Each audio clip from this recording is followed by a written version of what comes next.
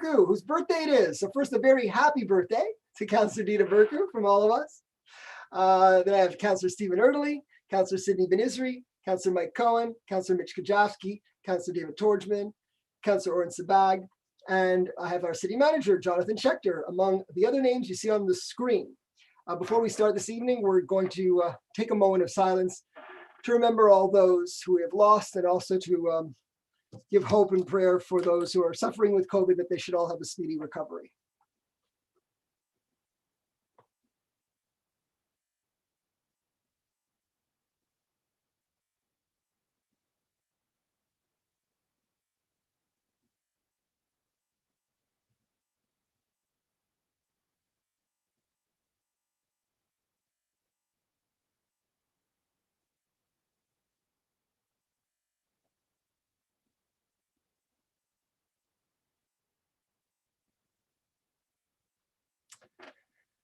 Okay, and now for a short update on the situation in Côte Saint-Luc with respect to COVID-19. Unfortunately, the situation in Côte Saint-Luc is not as good as it is elsewhere. Our numbers have been rising, while elsewhere, as you might have seen, numbers have been going down. We're going up, and there is a lot of variance in the city of Côte Saint-Luc. The highest numbers are for individuals under the age of 9, kids, lots of kids getting COVID.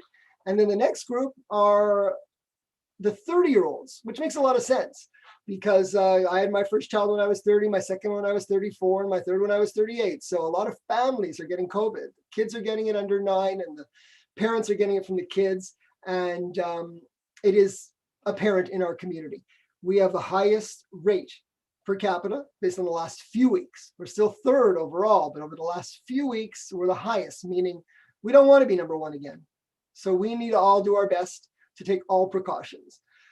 So it doesn't mean that you're going to get COVID if you do all the precautions: wear a surgical mask cover, buy a cloth mask, wash your hands, keep your physical distance, follow all the rules, and don't break the rules. We know it's really tough on the kids when they're together in school. Sometimes it's inevitable that they're going to catch COVID. But if you're a parent and your kid gets COVID and it's a variant, it's really hard. But then don't break the rules. Don't have people over to your homes. Don't go into environments without masks indoors, and stay safe, and we'll all be okay. The good news in terms of the city of Côte Saint-Luc, Maimonides is getting their second dose tomorrow. It's Maimonides and the senior residents in Quebec City that received the first dose. Those were the first places where the first dose was given, and now the second dose has been given. So not exactly sure of the number of days, but we're somewhere in the late 70s or early 80s, less than 90 days. What was it, Councillor Burku? December 15th, the first dose? I think it was December 15th, eh? The first dose was December 14th, 15th, and the second dose is going to be given on March 9th and 10th. They're starting tomorrow and Wednesday. So that's good news. It's just under 90 days. That's good. And studies are showing now that there's quite a large immunity from the first dose, and significant, hopefully it's going to be a significant boost with the second dose. In other news, tomorrow I'm meeting with the 4 mayors, meaning Mayor D'Souza, Mayor Montgomery, Mayor Montgomery, D'Souza, and Roy from TMR, as well as Eric Codwell, to discuss Cavendish. Once again, a resolution was passed at the Montreal City Council meeting that Cavendish will be sent to the Bureau d'Audience Publique by May, and a similar resolution is going forward at the AGLO at the upcoming meeting in March. So baby steps, but at least we're moving forward on Cavendish. So those are the big items of the day. We're going to move now into, there's one more thing that I did want to mention. Loss of a dear friend to many, and a fellow politician for 35 years, Maurice Cohen. Maurice Cohen, he served in the city of Saint Laurent for 35 years, and he was a kind, caring individual who was a real example of what it meant to be a representative of the people. Il était très fier de son travail, il était très proche avec chacun des résidents de son constituant, et il était toujours là pour eux, et on donne notre condoléances à tous les membres de son famille and all those who knew him. I knew him both in politics and as a friend, and he is a great loss. It's a great loss to the community. to lose Maurice Cohen. Okay, so now we're going to move on to question period. So, Maître Provost, you can ask the first question. Thank you, Mr. Mayor. We have 6 questions tonight. So the first question is from Vanda D'Alessandro.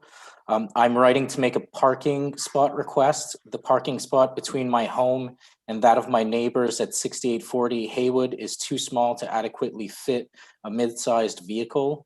Whenever a vehicle is in that spot, it covers part of our driveway.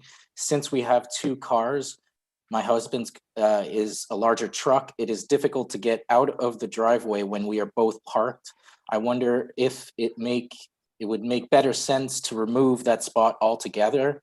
If a security vehicle happens to pass by to have a look and there is a vehicle parked in that spot, I'm hoping that they will not be ticketed in case the vehicle belongs to a friend or a family member of our neighbor. Okay, thank you. Well, I'm very happy to answer that question. Although questions of this nature, you can always email engineering and myself. Engineering, it's engineering@cotesaintluc.org. Any one of us, any of the elected officials, it's our first initial and our last name. So I'm mbrownstein@cotesaintluc.org because this is a technical question. And what we're going to have to do is have engineering come by to your residence and take measurements to see if this particular part of the sidewalk is too small and what alternatives could perhaps take place, such as a no parking sign there. So we will refer this issue to engineering. The next question, please. The next question is from Norman Sabin. Every day, hundreds and hundreds of pedestrians, students, and cyclists cross Cavendish at Kildare. Has City Council ever considered building a pedestrian overpass at or near this intersection? Such an overpass would reduce pedestrian waiting, increase safety, and improve traffic flow for turning cars. Pedestrians could still use the roadway to cross Cavendish if they so choose. The pedestrian overpass would have a staircase and ramp at each end, be about 10 feet wide and securely covered to reduce weather exposure. The deluxe model would also have electric lifts for wheelchairs seniors. I would recommend it be built at or south of Kildare. And once we're building one, why not build another over Kildare west of Cavendish? Well, thank you for your question. Very innovative and interesting. We always like to receive recommendations from residents. It's an expensive request for sure. We realize that this is our busiest intersection in the city, and we're always trying to do things to improve the situation. So some of the things we have done are in the tweaking of the intersection with respect to lighting and adding a semi-protected pedestrian phase, which allows pedestrians to begin walking before the vehicles are allowed to turn. We've also had a crossing guard in the past, and we're looking to have one there again. So we do realize this is a difficult intersection, one of our major intersections, and we're always looking at ways for improvement. So your recommendation is taken under advisement. It's not an easy one in terms of cost and engineering ability, but staff are here and present to take note of the idea. And I thank you for your question.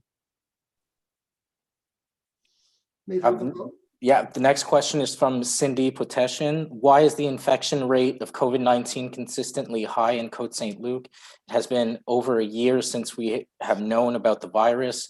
It does not make sense to me that our infection rate is so much higher than many other communities on the island of Montreal. What is being done about it? Right. So as I mentioned at the beginning of the meeting, I sort of answered this question to a small extent. Our infection rate is higher. We feel that it is from school outbreaks. If you look at the numbers, the highest percentage by far is 0 to 9-year-olds. And then the second highest group is the 30-year-olds, which for a large part could be their parents. And we've had some outbreaks in schools, and I've heard of more of them as time is going by. And the variant is extremely contagious. So if we know, number one, that the variant is extremely contagious, and we do have a dense population with quite a number of schools in our city, with daycares, elementary schools and high schools, but a lot of daycares and elementary schools, and it's tough for those kids. They don't get that sick for the most part, but they're very able to spread the virus. So what we need to do and we need to do it better, is protect the most vulnerable. We have to continue doing it. We're doing it quite well, I have to say. And that's why we keep our library closed. There's reasons for everything that we do. We keep the library closed because we want to keep it away from the seniors, and we know that's a place they would go. But if you're going to go into a facility to skate and you're going to be wearing a mask and you're going to be washing your hands, that's not where you're going to transmit the virus. If you're at school and you're 3 years old or 2 years old or 4 years old and you're touching each other and you're not wearing your masks, there's a chance you're going to pass the virus, and then you're going to bring it home and give it to the kids and your parents. So everybody who is potentially vulnerable should be even more diligent, ensuring that they're wearing their masks, washing their hands, keeping their physical distance. And then hopefully with time, and vaccinations are going well now in terms of that group over 70 getting their vaccines, hopefully we'll have less people in hospitals and in emergency and less deaths, and we'll get there. We'll get to the younger generations and vaccinate them too. But in the meantime, let's realize it's very contagious, the variant, and it passes very quickly. And once it hits a kid, the whole family's bound to get it too. And we have large families in Côte Saint-Luc. So sometimes one kid gets it and you can end up with 7, 8 cases in one home or even more. Okay, next question. The next question is from Brian Feinberg. We, the tenants at Le Montefiore, have been experiencing 300 to 600% above the norm in terms of hydro billings due to the insufficient insulation. This was certainly not implied by the landlord at the time of signing our leases. Will urban planning take an active role to investigate? And before I go to that next question, I just want to let you know that we did plan a robocall on this exact issue of the virus spreading. That's going to be going out very soon. And we have it on our newsletter as well. So hopefully people will take care. On this issue with respect to the hydro billings, we have sent our building inspector over to the Montefiore, and he's working with the owners to make sure they find a solution. Some issues are municipal and others are not. This is more of a régie de logement issue. And in the event that this is not rectified, you would have to take appropriate action at the Régie de Logement to deal with the overbilling of the costs that were not expected, and what your landlord should do to improve insulation or whatever is needed to reduce your cost of hydro. Mr. Mayor, can I add something, please? Absolutely, Councillor Cohen. Thank you. I've been in regular touch with Mr. Feinberg and several residents of the Montefiore since last summer. They've been living an absolute nightmare with this building, which was sold by the owners, quite surprisingly. And the new owners only took up ownership of this building a few weeks ago. I don't think they know what they inherited. There's a lot of problems, not only with what the residents are going on, but what the neighbors are going on with the noisy ventilation that is affecting the people in the townhouses. I met with the manager, the new manager last week. She's obviously completely overwhelmed with the issues they inherited. And I did speak to Mr. Senecal, so urban planning is taking a look. So we are going to do everything within our power that is something municipal, that the city has jurisdiction over. And I am, as I said, in touch with the residents. I feel terrible for them. They all moved in good faith. The building is about 1/3 full. They need to make it fully occupied in order for it to be viable. And so I believe the new ownership that's come in, just like we saw when the new ownership came in with the Avenue, they had a lot of issues, and that building is sparkling right now. So I'm hoping that we'll get the same result. It's a very large company with a lot of experience, but we're going to keep our eyes open on this. Thank you. Thank you. Okay, our next question. Yes, the next question is from Andy Schuster. Whereas most of us can agree that reducing waste and sorting waste properly benefits both our community and our planet, I feel that not all Côte Saint-Luc residents are on the same page in terms of awareness and education about what waste goes into what bin. I myself grew up with recycling being a new program that was adopted in schools first and relied on children to encourage their parents to recycle once this program was expanded to households. As recycling has evolved since the 1980s and composting is still relatively new to many, trying to educate or re-educate people and change established habits is a major challenge. Although recycling and composting may seem easy and automatic to you, there are people who still need convincing or who use their garbage bin by default. Not everyone purposefully seeks out the advice given on the city's website, and while this information is helpful, it's not enough to encourage residents to establish updated practices. With so many of us spending more time at home due to COVID, at-home waste remains a big concern. Could the city of Côte Saint-Luc launch a behavioral marketing campaign initiative to help promote better waste sorting? This campaign to encourage social change could take the form of a series of 60-second videos, regular tips, and tricks posted online, and quizzes. A year or two ago, Hydro-Quebec launched a quiz via email asking residents to test their knowledge about energy consumption. This gamification of this initiative not only engaged me to click and learn more, but helped with knowledge retention. Well, thank you for that question. That's very innovative ideas for sure. And I know our director of communications is controlling this meeting behind the cameras, and he's the guy that could certainly help with this type of idea. Ms. Schuster, if you have tips or ideas, I welcome you to email dlevine@cotesaintluc.org and copy me with your ideas, and we'll see what we can do. It's certainly, I enjoy making videos, and so does Mr. Levine. He's excellent at it, and we have probably some of the best information videos on our website. So send your ideas to me and him, and maybe we can do some of this educational promotional campaign. Thank you. Next question. Next question is from Allison Weinberger. I was informed by Councillor Mitch Kujawski that a traffic study was conducted in October 2019 regarding speed on Blossom and was reviewed at the February 2020 Traffic Committee meeting. At this meeting, it was found that there is both a speeding and volume issue on Blossom. It is now over a year since the safety issue has been established, and yet nothing has been done to address it. My question is, what measures are being planned and when will they be implemented? Okay, well, from the information that we have from those studies, volume was high at particular hours, more than speeding, although there was some speeding. And at its highest point, it was in the low 50 kilometers. And at entrances and exits to a park, you're supposed to be at 30.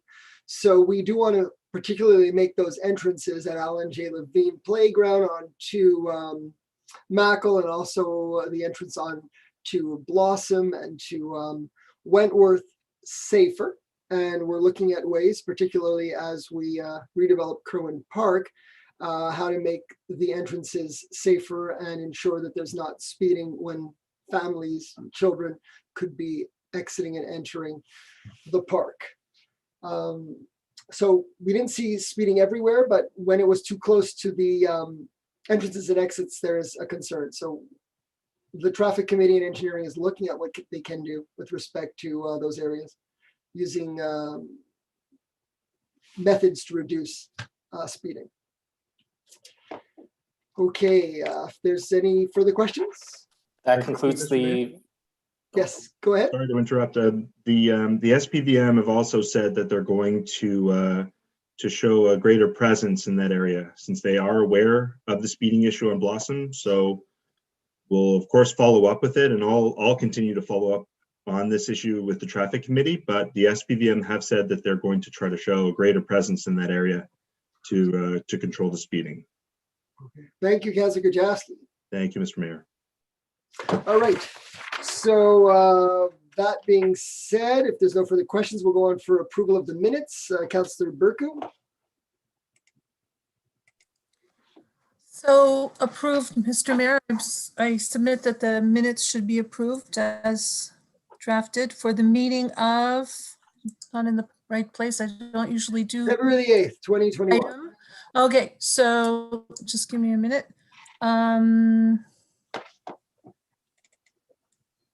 February 8th, 2021, yes. Thank you. Moved by Councillor Burku, seconded by Councillor Erdely. Any discussion? All in favor?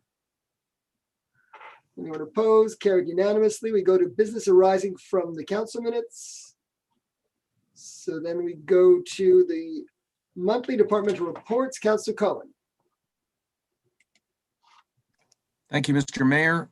I'm very pleased to announce that I want to thank Councillor Kujawski. We've thanked him before, but I'll thank him again for the extraordinary work he did all of last summer with David Lisbona, Melissa Margulies, his sister Pam, and the team with the grocery project. And as a result, we got to know Peter Lapari a little bit. Peter Lapari is the owner of the IGA Côte Saint-Luc Shopping Center. And while I won't speak ill of other owners of other local grocery stores, Peter Lapari is the kind of guy who walks up and down the aisles. He gets to know his customers. He knows you by a first name. And I have to say that at our other local grocery stores, that doesn't happen because I know I've been going to them for over 25 years. And I've seen some of the owners and they walk right by you and sometimes they don't smile. Peter's different. And so I spoke to Peter and I asked him, I said, there's a lot of people right now because of COVID and Passover is coming.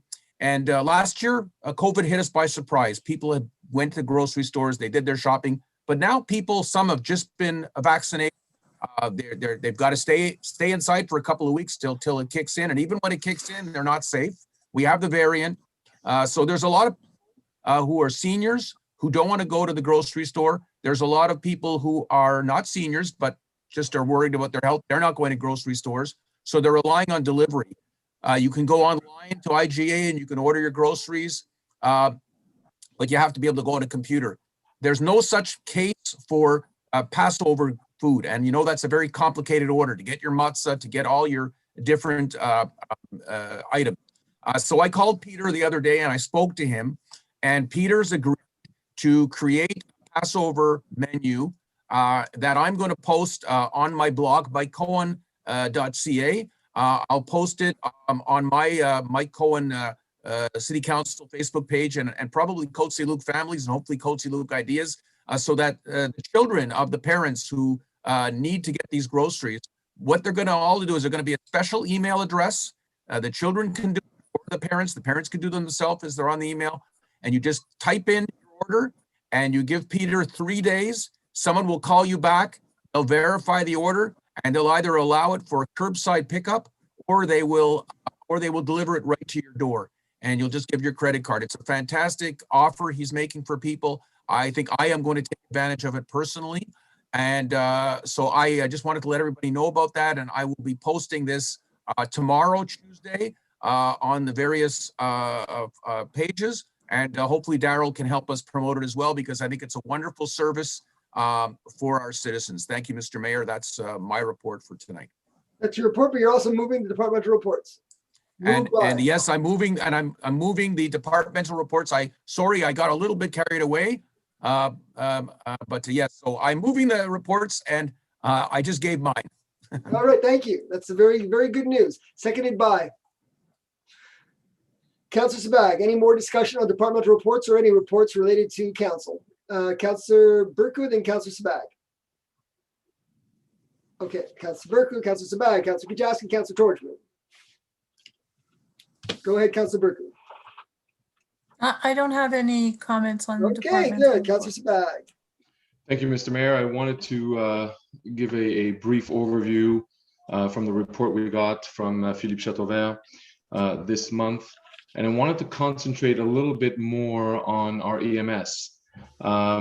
First off, I want to say that I'm very happy to report if not most of our EMS volunteers have been vaccinated, which is a great news. They can continue to do their volunteer work safely.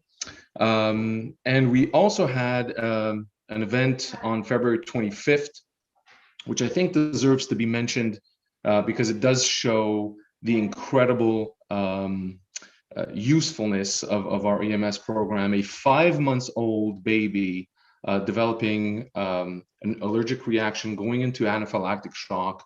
The EMS responders, Jessica Gulland, Paris Tvoras, and our stagiaire, or oops.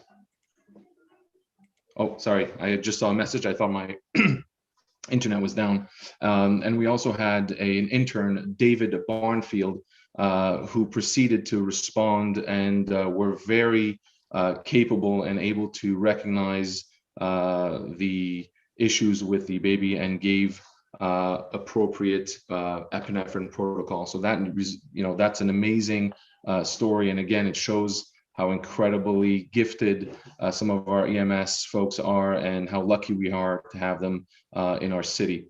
We covered 98.8% of all our shifts. That's a total of 1,800 hours for the month of February. We also had our volunteers respond to 117 calls just this month.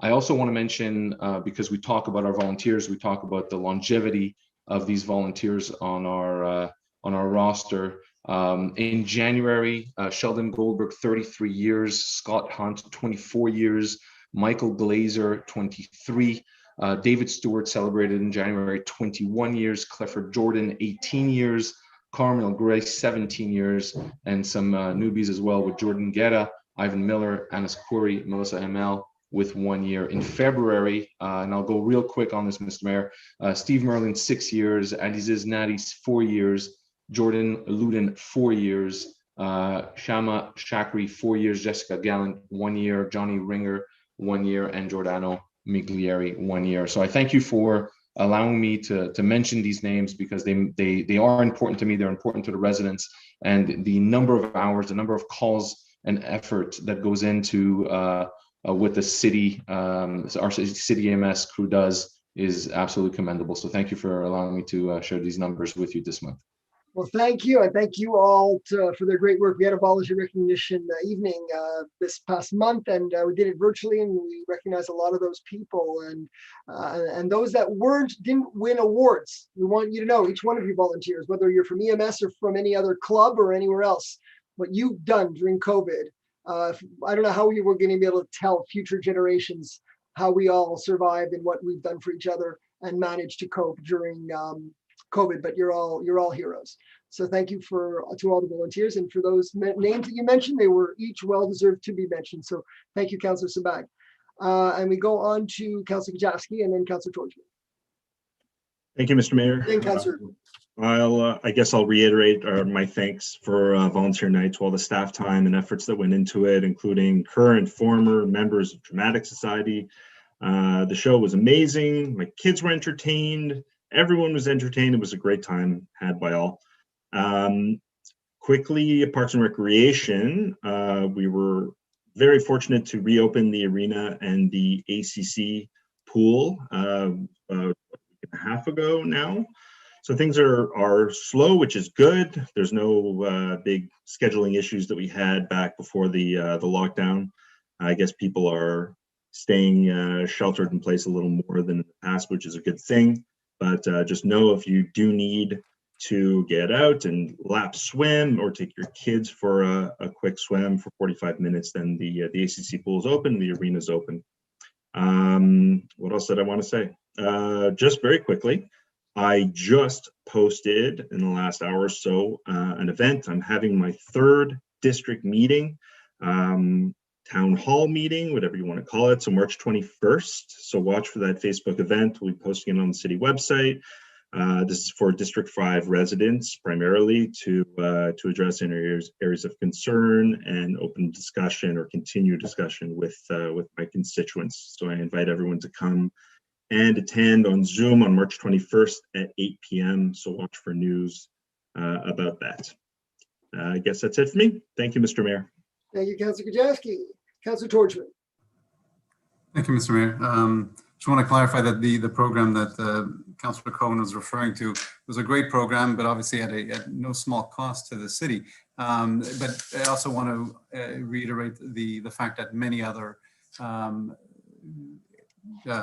like the IGA at the Cavendish Mall, JNR, other food distributors do offer call-in service. So use our local merchants. They were here for us, and they're still here for us. So I urge you to call and reach out to them. They're certainly ready for the Passover shopping. On the engineering file, I'm very happy to say that the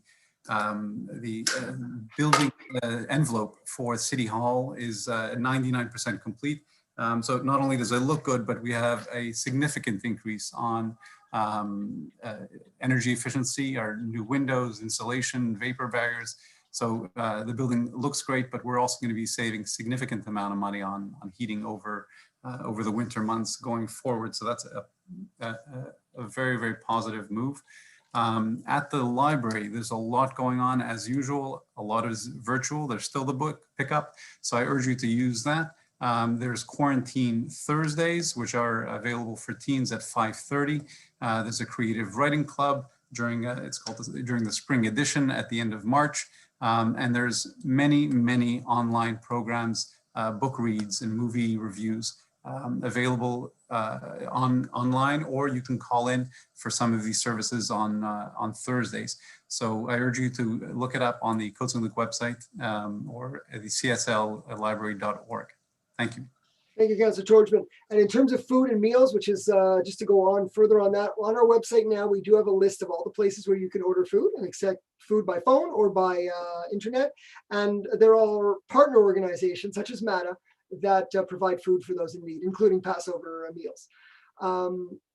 Councillor Italy. Thank you, Mr. Mayor. I just wanted to start by reminding residents about the changes to the tax dates. So originally the taxes were due at the end of February and at the end of May. As you may recall from a previous meeting, we pushed back those dates partly because the Agglomeration Council allowed Côte Saint-Luc to delay our Côte Part payments, which is our allocation to the agglomeration or central city. So the tax due dates are May 27th and August 25th. So a reminder to residents, if you're paying online, we recommend you try to do the online payment a day or two in advance, keeping in mind that sometimes it takes a day or two to process, and we don't want anyone to get any late payments. On the finance side, of course, we're now finalizing the budget, let's say the spending and expenses for the year 2020, and the audit will begin in the next few weeks, and we'll have more information on the end of year numbers for 2020 once we finalize the audit. On the environmental side, I just want to share about a bit more information about the black bin. So the communication department is finalizing the text of the flyers that'll be going out. So in the next few weeks, residents will receive more information about it, but you'll have two places to choose, or two options. One, if you already have a bin, so if you already have an existing black bin that is still in good shape, you'll be asked to let the city know, and there'll be information on how to do that in the form. Someone from the city will come and check to make sure it's a standard bin that conforms with the trucks the city uses, in which case you will get a credit for the $50 payment that was put on all the tax bills. So again, you'll get a credit for that. And then the other option will be for the size. So there's a default size. If you choose you don't want the default, then again, you'll have an option there as well. And we'll be putting the bins on display throughout the city. And a last point, just a reminder about COVID. I want to encourage those residents that are eligible to please go get vaccinated. This weekend, my parents went to get vaccinated. It's a very exciting time. It's beginning to, we're beginning to see the end of this pandemic. So I encourage anyone who is, and I know the mayor will be sending out more information in his call coming out shortly for people who have some difficulty with the technology. I have to admit, I registered for my parents online. It was not the easiest process. So I can understand it's not simple for senior citizens. So if you're having difficulty, the mayor will be sharing more about that on the call. But like I said, I encourage anyone who is eligible, please go get vaccinated. And for the population in general to continue to be vigilant. Although the end is in sight, it still is several months away. So please, if you are feeling symptoms, stay home and get tested. Thank you. Thank you, Councillor Italy. And yes, and if you can't figure out how to register, it's very important that you get vaccinated. So if you're at that age group where you can, you got to make an appointment. So if you can't do it online, there's a number. It's 1-877-644-4545, which is a number that you can call, and they'll help you get your appointment. That's 1-877-644-4545. But if you're having trouble and you can't do that either, our staff have been very, very friendly and helpful for those who can't. You just call 485-6800 and someone from our staff will help you. They are very well trained at how to use the registration system online, and they'll help you if you can't get an appointment, make that appointment for you. So we've done that for quite a number of residents already that we're having a hard time. But we want to make sure that nobody's forgotten and everybody gets vaccinated. So if there's any further discussion on departmental reports. If not, we have it moved and seconded. All in favor? Anyone opposed? It's carried unanimously, and we move to the next agenda item, which is financial and information technology, 5A. Councillor Erdely. Thank you, Mr. Mayor. Be it resolved, the council hereby exercises the option years under tendered contract C-27-18-22 in respect of external auditing services, and hereby awards a contract to Deloitte SENCRL for the fiscal years ending December 31st, 2021, December 31st, 2022, for a maximum of $100,255 plus applicable taxes. That Treasurer Certificate TC 21-0053, dated February 23rd, 2021, has been issued by the City Treasurer, attesting to the availability of funds to cover the described expenses, and that in January of 2022, the Treasurer shall issue a Treasurer Certificate attesting to the availability of funds to cover the relevant portion of the described expenses. Thank you, Councillor Erdely. Seconded by Councillor Burku. Any discussion? So just to explain, we've been using Deloitte as our auditor since 2018.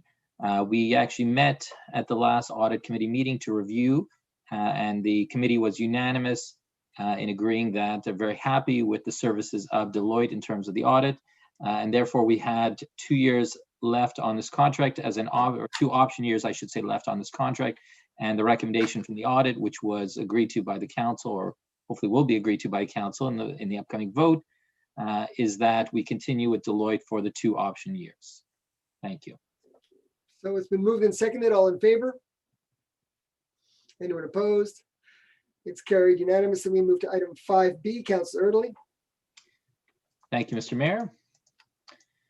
Be it resolved that subject to sections 511, 512, and 517 of the Cities and Towns Act, the Côte Saint-Luc City Council orders any attorney at Bélanger Sauvé SENCL to sell the immovables obtained within the list annexed here as Annex A due to non-payment of municipal taxes or transfer duties for the 2019 fiscal year and earlier at public auction on June 17th, 2021 at the office of the council or by video conference.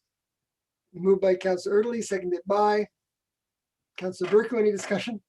So this is something we do every year. It's one of the parts of my job that I don't necessarily like, but we have to do it. So this is that if any property owner has unpaid taxes that go back to 2019, so basically just over 2 years now, that if they're not paid up by June 17th, they would be sold at auction. Now, just to mention, since being elected, going back, about 15, almost 16 years, we haven't sold, and it didn't happen for several years before that as well, from what I understand. So this has not happened. What I can tell you is right now, there are 62 properties remaining on the list. We compared to last year where we were, not exactly this point, because we did postpone the dates this year, but when we were at the same, let's say the same time span before the property sale, we were actually at the exact same number, also at 62. And so that went down to 0. I should say about a month ago, we were at 96. So it's already been reduced from 96 to 62 just in the last few weeks. And we hope, of course, that this number will be down to 0 in time before June 17th. Thank you, Councillor Erdely. So it's been moved and seconded. All in favor? Anyone opposed? It is carried unanimously. We go to 5C, and That is Councillor Italy. Thank you, Mr. Mayor. Be it resolved that the city treasurer be authorized to bid on behalf of the city for the amount of arrears corresponding to municipal taxes, interest, penalties, and costs at the municipal auction to be held June 17th, 2021 at 2 p.m. Okay, so that is moved by Councillor Italy, seconded by Councillor Bercu. Any discussion? So just to mention as well, this is a resolution we adopt every year that if by some chance, and again, we hope that it will not happen, a property does go for sale at the auction on June 17th, that we give permission to the city treasurer to bid on behalf of the city. Again, it has not happened at least 16 years, and I'm sure much more, but it is something we do as a custom just in case. Thank you. Moved and seconded, all in favor? Anyone opposed? It is carried unanimously. And now we move to item 5D. Maitre Schechter, City Manager. Thank you very much, Mayor Brownstein. I would like to confirm that tonight the treasurer has tabled the treasurer's activity report concerning election activities for the 2020 fiscal year. Thank you, Maitre Schechter. And now we move on to 5E, Councillor Italy. Thank you, Mr. Mayor. I hereby give notice of motion that bylaw 2554-2, amending bylaw 2554-1 to be entitled bylaw 2554-2, amending bylaw 2554-1, instituting a water filter rebate program in order to amend the amounts of the rebate provided by the program will be presented at a later meeting for adoption. Thank you. Furthermore, I am, just make sure I'm doing this right. Sorry, I gave notice of motion. Furthermore, I am tabling draft bylaw 2554-2, amending bylaw 2554-1 to be entitled bylaw 2554-2, amending bylaw 2554-1, instituting a water filter rebate program in order to amend the amounts of the rebate program provided, rebate provided by the program. Thank you, Councillor Italy.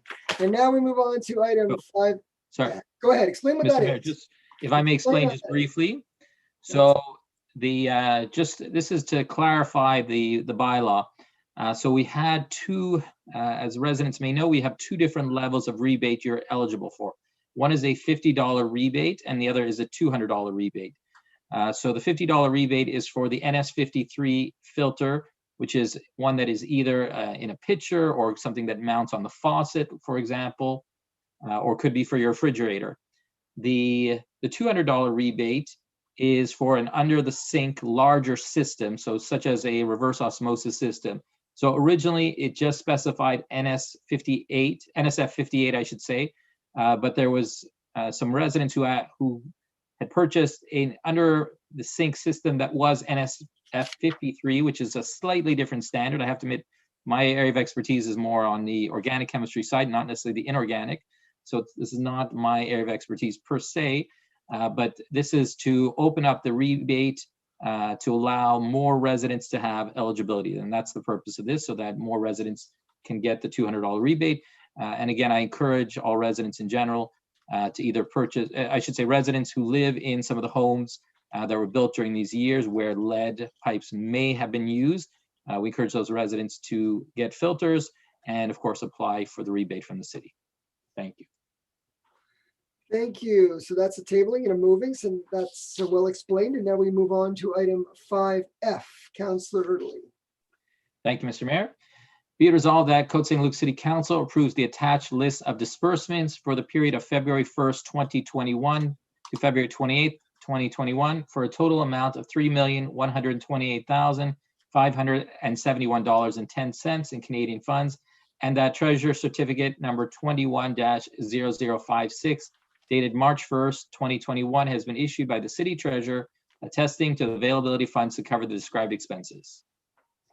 Thank you, Councillor Italy, seconded by Councillor Bercu. Any discussion?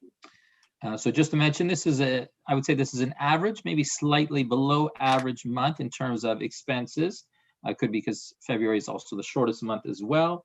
But some of the highlights this month, we had some payments for the arena roof repair, payment for a holdback on the HVAC system, on repairs to the HVAC system that were done at the City Hall and Library Complex.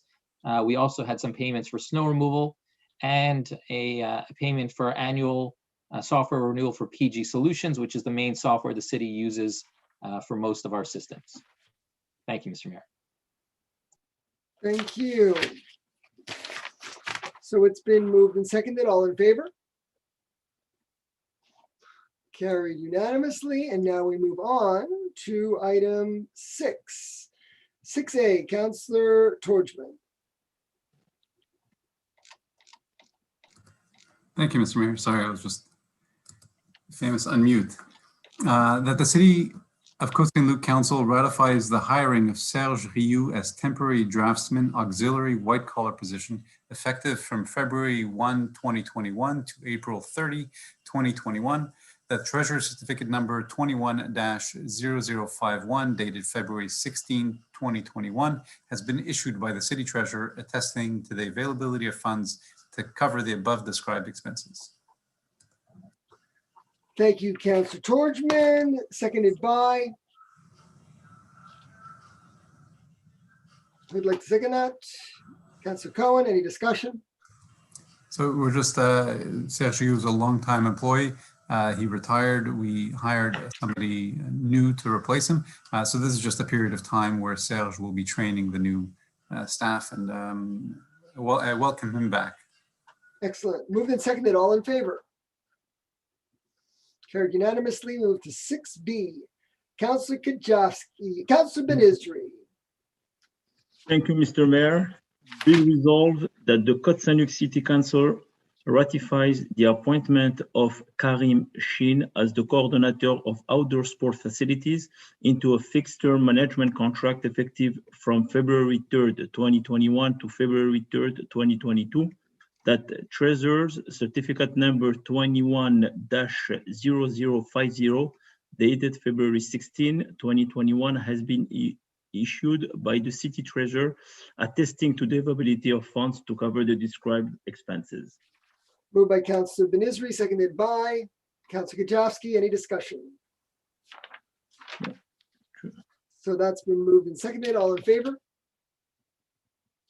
Anyone opposed? It is carried. And we move on to C, which is Councillor Cohen, 5C.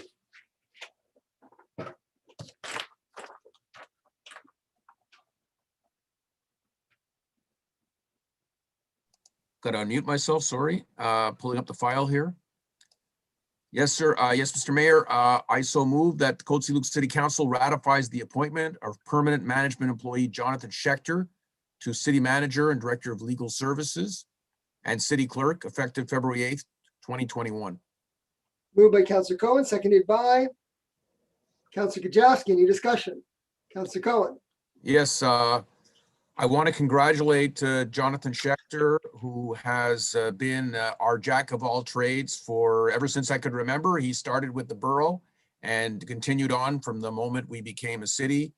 He is a fantastic person to have on our team. I think we all agree. He's a real team player. He's always there when we need him. Whenever I've had to call Jonathan with an issue, he's always available.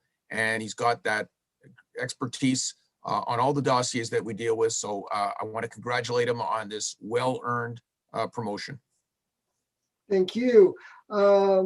Any other discussion before I discuss? Go ahead, Councillor Torgman. Thank you, Mr. Mayor. Councillor Burku, after you. I'm sorry? Yeah, Councillor Torgman and then Councillor Burku. Oh, thank you. So we're talking about a resolution right now. There's actually two resolutions, this one and the next one. So we're talking about something, but staff has already been affected to their positions. Is that correct? Yes, the staff are aware of the change. Right. And again, just to clarify, just for the public, for the public record, the two interim positions became, because we had two interim positions as interim director generals, those became permanent permanent associate director generals, and that was done when you were mayor, correct, Mr. Mayor? You can make your comments. I'm not going through a whole debate and question period. Make your comments. I'll make mine No, after. I just want to, it's again, it's just for the public record, because I want the Make all your comments and then all of mine. If this is when people are making comments, it's not question period. It's a point of order, Mr. Mayor. Yeah. Councillor Torchman, I just think that Councillor Cohen read out the second resolution first, and there is an order in the agenda that should be respected, I think, and maybe we can ask. We're dealing with the one item right now, which is the No, the but appointment of council secretary. we can ask the city. Yeah, we can but ask he read 6D when he should have read 6C. Right, because there is an order Yeah. to the way it was placed on the agenda, so I think that should be corrected. Which one did you do, Councillor Cohen? Which one did you read? He The did second one. 6C, Okay, I might have- 6C. As you know, we had the resolution changed and we had them emailed to us. So the order that it came in, that was the first one that came in my email. The other one came second. So I was reading from the agenda that came earlier this afternoon. So that's why Okay, I'm not aware. I read that. Sorry, I apologize, then I'm not aware. Well, is there any difference, Maitre Schechter, in the order that we're reading the resolutions? I believe we were just doing the one for city manager right now, right? Which was yours, right? Correct. Okay. Anyway, before we get into all the different, you're welcome to continue your comments. I have comments as well, but not questions. Just give your comments and I'll give mine. Okay, no, the only reason I was doing that is, again, just for public record, and then just so that there's an open discussion so that everybody who's watching understands what's going on. So I just, this is a typical structure. It's what every major corporation and every city actually has. A director general at the top and then staff below. This is the structure that we have in Côte Saint-Luc. It's again, you see, I won't ask the questions. I'll say that I believe that there are issues with the current structure, and I believe the rest of the council is aware of those problems, and I think the public should be aware of those problems. So I sit here tonight a little bit surprised at the lack of what I consider a lack of thought and consideration given to how taxpayer money is spent. It's clear that the structure that we're choosing, or that the city is choosing to stick with, is wrought with issues and conflict and massive inefficiencies. I'm not going to hide that. It has nothing to do with the staff we're talking about. We have fantastic staff. So I want to be very clear. It's not about the staff people that we're talking about. And I agree with Councillor Cohen's comment that Jonathan Schechter is great, and we do have great staff. So again, I'm making this very clear. It's not about the staff. It's about the process that's been followed to get to this point. So accepting to move forward like this is a missed opportunity. We're missing an opportunity to restructure, to do things properly, and unfortunately at a cost to the taxpayer. And they're the ones that are footing the bill for the lack of council's, the incorrect decision, in my opinion, to correct the structure. And we had an opportunity, and I'm going to say it again, it's a missed opportunity. We have one of the highest costs in administration of any city, and that's very clear. And we should be doing things better. And that's my point. And so I understand that it's not a question period, but it should be a debate, so that a public debate. We're talking about significant costs. And I'm not talking about the staff. I'm talking about the cost to the city overall, every element. And Mr. Mayor, you're aware of this. And I think it's important that the public is aware that there are significant costs associated to not doing things properly. So those are my comments. Thank you, Councillor Early. We're going to add Councillor Torch. We're going to have Councillor Burku, Councillor Early, and then Councillor Sabag, but I'll have to respond to some of those comments. First of all, I want to make it very clear that, yes, when I became mayor, the city manager was in maternity leave, and I worked with Maitre Schechter and Nadia DeFuria, who as associate city manager and acting city manager during that period. And when the city manager came back, Tanya Abramovich, we moved into a structure where she retook her position, and we continued the good work of Maitre Schechter and Nadia DeFuria as associate city manager. And eventually in time, Jonathan Schechter moved up to co-city manager. And they worked well as a team. And then they came to us. Maitre Schechter and Ms. Abramovich, and they themselves suggested a change to the structure, where they would each do what they do best. Maitre Schechter would be the one and only, no co-city manager any longer. There would be one and only city manager, which would be Jonathan Schechter, and he would be responsible for ensuring that all directors follow up on their duties, and that's what he's great at. He's a great guy at following up on all details and ensuring that everybody gets the job done and making sure that nothing goes through the cracks. So we're moving up to that structure now where he is the only city manager. And Tanya Abramovich has agreed to be an associate city manager to assist Maitre Schechter, but also do what she does best, which is be a visionary and move forward all kinds of projects that we've wanted to move along for a long time. And that's what she will have time to do now. And already in the short time that she's been acting in that position, she's provided us with great documents on all the issues that we want to move forward, whether it's smart cities or transit or new developments, all kinds of things that the city wants to move forward. And she's doing a great job on that. And there is no cost to the city because she's agreed to receive the same salary as the other associate city manager, Nadia DeFuria, and they're both at the same level.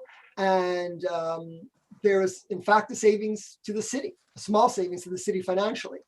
Now, that's number one. Number two, anybody that knows labor law knows very clearly that no opportunity has been lost.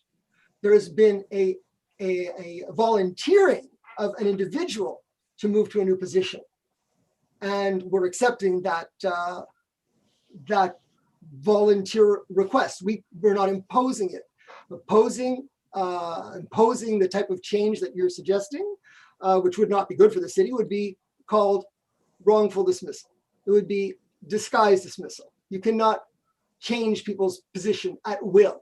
We have an excellent structure with excellent staff, and they together have come to council to provide us with a way in which they can work better and provide us with more. And this council is very proud of them for what they have come to realize is in the best interest of the city, and which will allow each of them to do what they do best and help our city excel and continue to excel in a way that no other city can do. And that's because of our structure and because of the fact that we have such brilliance in Ms. Tanya Abramovich and the role that she will be doing now, and such brilliance and efficiency in Maitre Schechter. And I'm proud of you both and so glad that you came to this conclusion and provided this option for our city, which will bring us so much further going forward. And now I'm going to have Councillor Bricko add on to that, and then Councillor Italy, and then Councillor Sabat.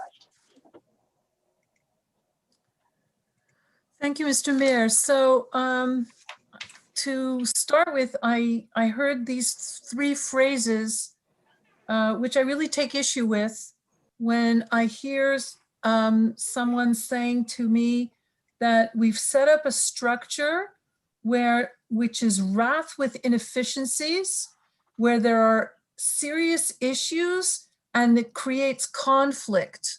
I mean, this is like so completely wrong, because this is not at all what we've done. Absolutely not. What's happened, and the mayor just explained to you and to those who are listening, that this is a legacy that, yes, after the mayor took office, Tanya Abramovich was on maternity leave. No, she wasn't? I don't understand. Okay. Give your comments one person at a time.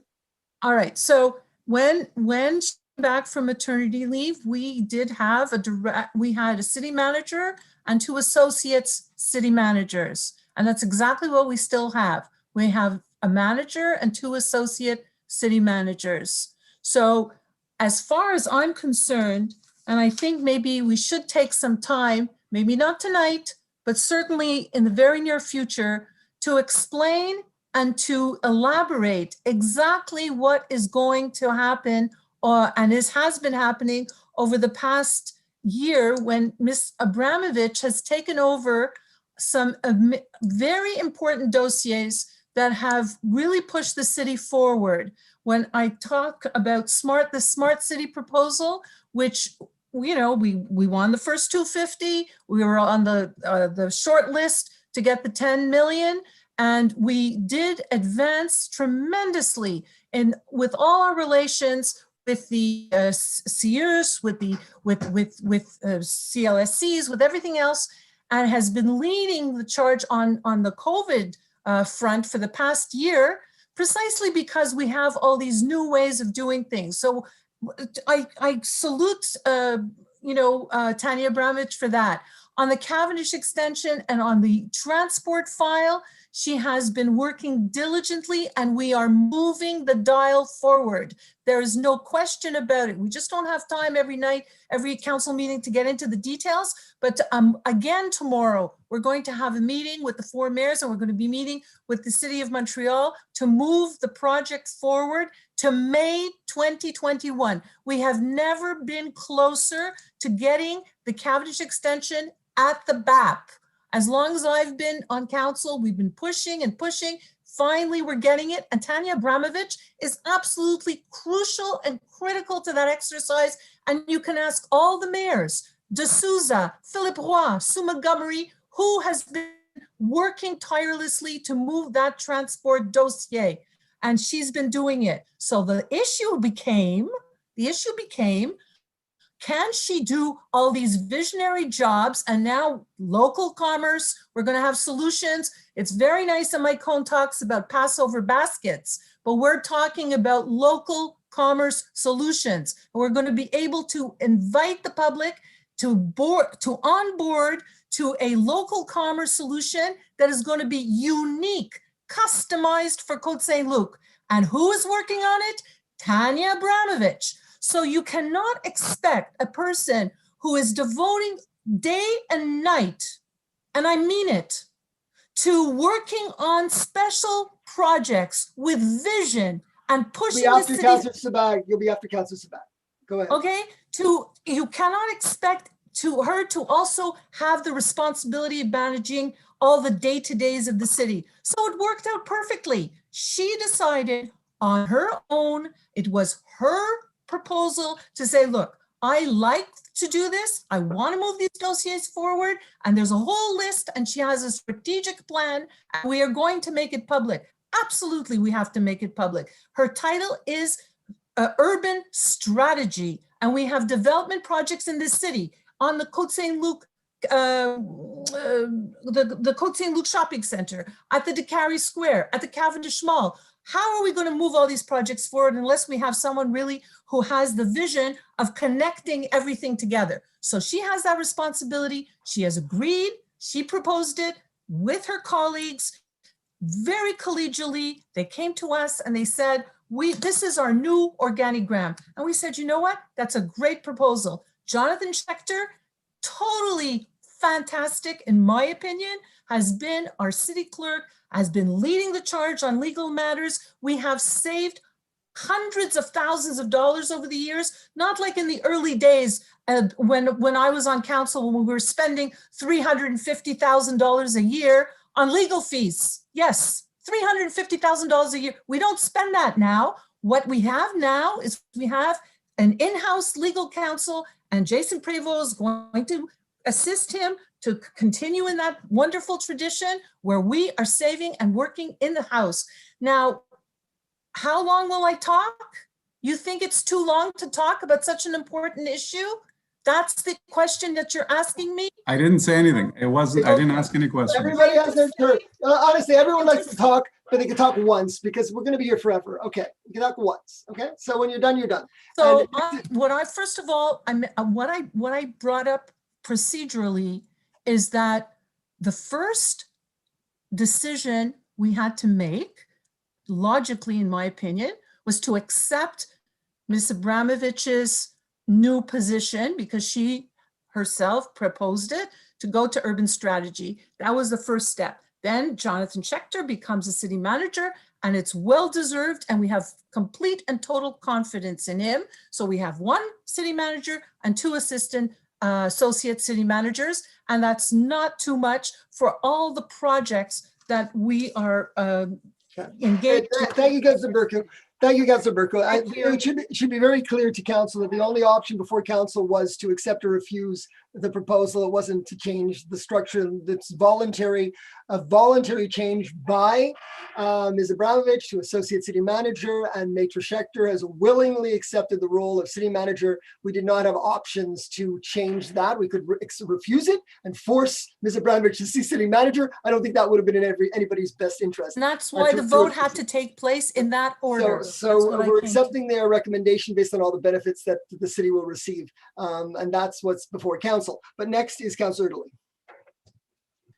Thank you, Mr. Mayor. I want to say that although I respect Councillor Torchman's opinion, I humbly disagree with him on several of the points. The first thing I want to mention, as a council, as an employer, our job is to make sure the best people are in the best spots. And that's what we have to look at. And to me, this solution that we are discussing and we are debating tonight is the ideal solution for the city of Côte Saint-Luc. Councillor Torchman is showing us a typical city. I would say I don't want to work in a typical city. If anything, I chose Côte Saint-Luc. I'm a little different, I have to say, than some of the other councillors here on council. I have to admit, I was not born in Côte Saint-Luc. I moved here, and I chose to move here because this is where I wanted to settle with my family. This is where I wanted to become an adult and eventually one day retire and live here. I chose it because Côte Saint-Luc was always a dynamic city. It was not a city that said, oh, well, every other city is doing this, so we're going to do that. Côte Saint-Luc was the first one to lead when it came to unity resolutions, when it came to demerger resolutions and the demerger movement. The first one with brown bin program, with organic waste collection, with our EMS program, our VCOP, our no smoking, anti-smoking bylaws, with our smart cities program, our transport-oriented design, and most recently, as Councillor Berku mentioned, with regard to COVID, we were the first city in the province, possibly in the country, to declare a state of emergency. We were the first city to close our shopping malls. We were the first to close our public spaces. We were the first to make masks mandatory. Weeks, I believe 6 weeks before the city of Montreal and the rest of the province, we said, hey, this is it. We set up programs for seniors. So Côte Saint-Luc, if anything, is not a typical city. I think for me, the problem or the issue is how do we make sure we are prepared for the future? And as Councillor Berku alluded to, Côte Saint-Luc is changing. The Côte Saint-Luc of today is not going to be the same Côte Saint-Luc in 10, 20 years from now. We are looking at redevelopment of 3 malls. We don't know what the future will hold. We don't know what the future will hold for the Cavendish extension, which will change the structure and the way of life in Côte Saint-Luc. Who knows, at some point further down the road, CP may decide to move their yards. So for me, we need a city that is able to deal with whatever changes may come, that is dynamic as it has always been. And for me, this is the best solution. And just to add one more point, there's actually a cost savings of doing this, as the mayor mentioned. So it's actually cheaper for the residents to have this new structure with a city manager and 2 associate city managers. So while like I said, I generally, and I do respect Councillor Torchman's opinion, I disagree with him on this point thoroughly. Thank you, Mr. Mayor. Thank you. Councillor Sabag. Thank you, Mr. Mayor. Look, being a councillor is not just about, policy making. We've been elected to identify factors that often are conflicting with different guidelines, and this one is an administrative one. The council has identified these issues on many, many occasions. We've talked about them. Not one council here can say that we've not talked about this before. We have over the years, but nothing was done to improve the structure, right? So when Councillor Berku talks about, and I quote her, that the responsibility is connecting everything together, that's the DG's responsibility and her responsibility, Tanya's responsibility now. I want to remind everybody that we've all looked at the DG's job description, and that was the first bullet point of the DG. So now we have to ask ourselves what the reasons are why she wasn't able to do this job, why she wasn't able to fulfill point number 1 of her job description. And then look at the underlying issues and try to rectify them. So resolution 6C and 6D is a mistake. It's lacking fundamental management practices. It's been proposed and volunteered, as you say, Mr. Mayor, by our city manager, but it's flawed and it's going to cost the residents money. There's no question about it. So just because we inherited a management structure as a new council, it does not mean that we have to keep it. We were paying heavy salaries for 2 co-city managers and a city manager. We also have an HR department that has a direct operational report. Councillor Sabag, first of all, any HR, we're not dealing with that right now, number one. We're not dealing with HR and nothing to do with I'm sorry, Mr. Mayor. we don't want to I'm not talking, this is the issue at hand. No, the issue at hand is 2 things. Right now, the only offer to change, the only offer before council is for the city manager to become associate city manager and for the co-city manager to become city manager. That's it. But we are making changes to the administrative structure, and I'm allowed. I would like to. Well, listen. The organogram of the city is not a secret. Our HR department has direct operational reports. But that's this is a fact. That is. I'm not stating secrets. It's a fact. No, I'm saying, but that is not before us today. I understand, but it's an issue that I'm presenting as we're talking. I understand it has nothing to do with it today, but I'm presenting it as part of the problem why our DG wasn't able to, and I quote Councillor Burku, connect everything together. So the 2 resolutions that you're talking about, Mr. Mayor, are a result of poor management and a lack of willingness to make a structure that covers principles of effective city management. So I'm going to say this. I'm going to vote against this, obviously, right? But I'm going to wish Jonathan Schechter and Tanya Abramovich and Nadia DeFuria all the best in their role. But this is wrong. Okay, thank you. Anybody who hasn't spoken, there's still some councillors that hasn't spoken. Any councillors that hasn't spoken who wish to speak? Okay. All right. So if none of the other councillors that haven't spoken wish to speak, I'm just going to end by saying I hope that this discussion has not in any way caused any emotional stress on the city manager and the associate city manager who in their good conscience and goodwill have voluntarily offered the structural change, which the majority of council feel will be in the best interest of the city and will let each of you shine. And I will not have any further discussion. I will just call for the vote. It's been moved and seconded. We've had. Would you like me to read the first resolution, Mr. Mayor? Would you like me to read the first resolution because I did the order wrong, or does it matter?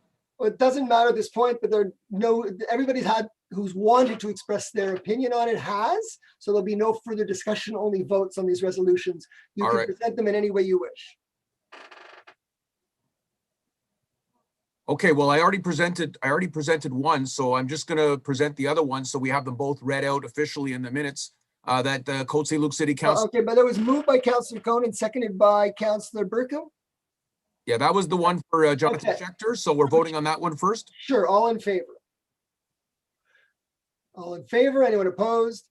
Carried with Councillor Torchman and Councillor Sabag dissenting. The next one, please. I could read the next one, that the City of Côte Saint-Luc Council ratifies the appointment of permanent management employee Tanya Abramovich as Associate City Manager, Urban Strategy, effective February 8th, 2021. Moved by Councillor Cohn, seconded by Councillor Burku. All in favor? Anyone opposed? Carried with Councillor Torchman and Councillor Sabag dissenting. So we had no discussion. Sorry, Mr. Mayor, just a point of privilege. There's no discussion on the second resolution? I believe all the comments were relating to both positions, unless there was something that was left out. I don't think so. I just, just want to clarify that this has nothing to do with staff, the staff. They're great staff. I want to reiterate that. The comments that were made by Councillor Burku were related to the staff. Mine were not. Mine were related to the organizational structure that's broken. This is what we have, and this is what we should have. Everything that Councillor Erdely enumerated of how great we've progressed was done with one Director General, like in every other city in Canada. So I just want to clarify those points, and those are my comments. Thank you very much. Thank you so much. I honestly, Councillor Lee, I don't think we need to go through a whole debate over and over again. Sorry, on a point of personal privilege, Go ahead. Councillor Torchman is incorrect in that I should say some of those were done under the old, let's say an old system, and some were done under a new system. Okay, but the main point is we have brilliant staff, and they're all willingly offering to change their positions to benefit the city. And we have no intention, I don't believe any member of this council has any intention of dismissing any of them. And they have made this offer to us, nor do any of the members of this council have the intention of forcing them to stay in their original positions. So since none of the councillors want to force them to stay in their original positions, and they certainly don't want to dismiss them, I guess we should be all very pleased with the fact that they've come to us with something that will benefit the city, and they'll all excel in the areas that they do best, which I've already explained, and I think we've all explained the new way. And we will have one city manager, which was what Councillor Torchman is recommending. One city manager, Maitre Schechter, and the others reporting to him. So it's been moved and seconded. All in favor of the second resolution? And anyone opposed? So that's, okay, I think we voted twice on that one. All right, we got it clear. Thank you. And now we go to item E, which is also a change, a promotion for our Maître Prévost.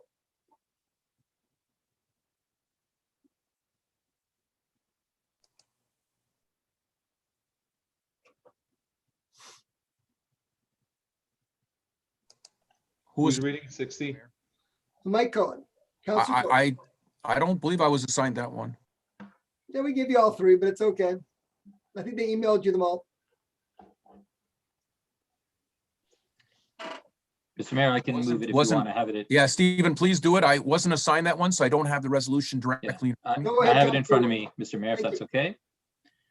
Be it resolved that Côte Saint-Luc City Council ratifies the promotion of permanent management employee Jason Prévost to Assistant Director of Legal Services and Assistant City Clerk effective February 8th, 2021, and that Treasurer Certificate number 21-0054 dated February 25th, 2021 has been issued by the City Treasurer attesting to the availability funds to cover the above described expenses. Moved by Councilor Erdely, seconded by Councilor Burku. Any discussion on Maître Prévost's promotion? So just to, if I may mention briefly, so because of the reorganization with regard to Maitre Schechter becoming now the city manager, so this involves a change in Maitre Prévost's title to now assistant and more responsibility, I should say, to Assistant Director of Legal Services and Assistant City Clerk. Thank you. Councilor Sabat.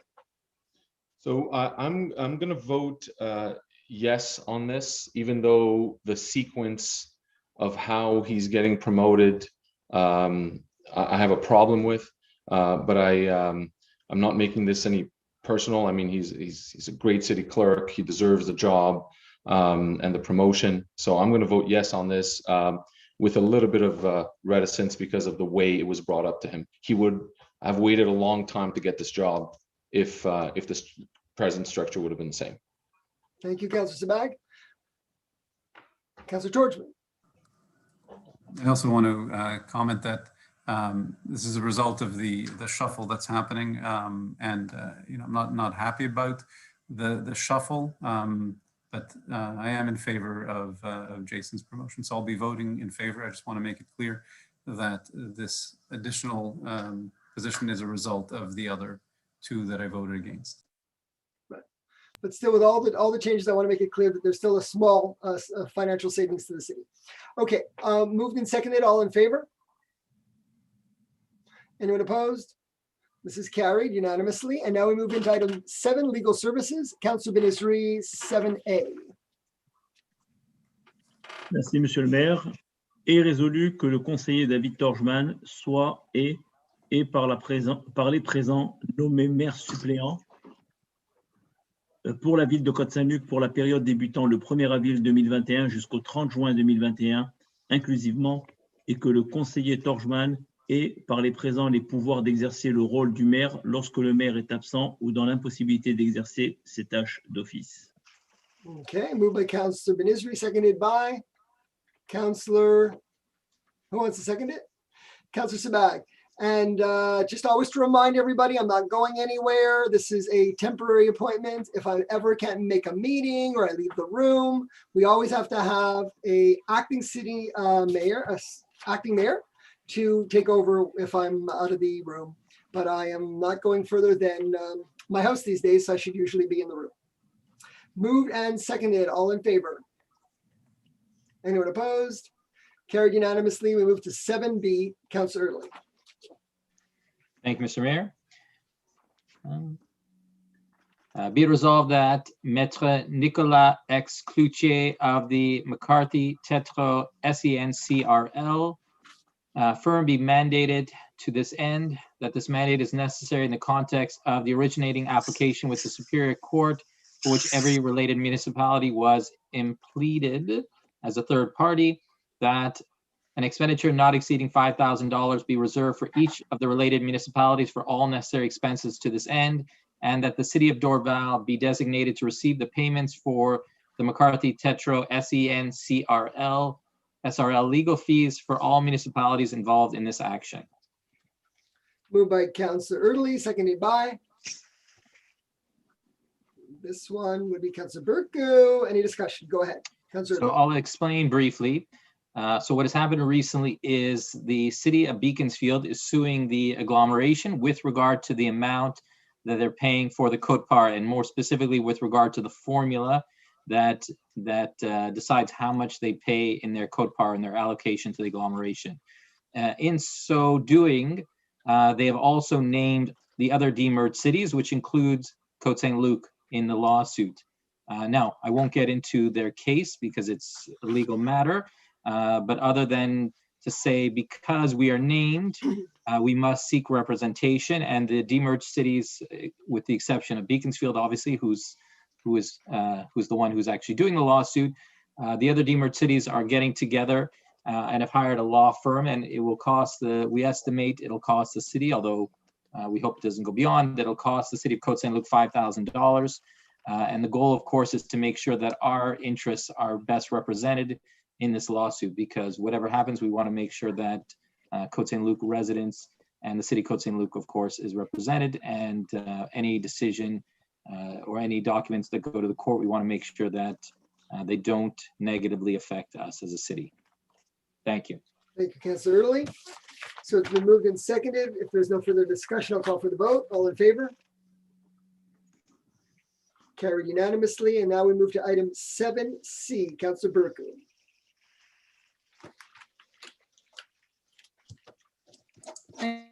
Mayor.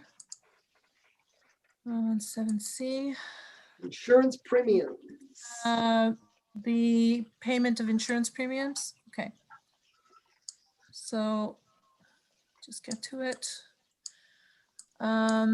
So the city is part of a purchasing group with other cities and towns in a joint agreement called the Comité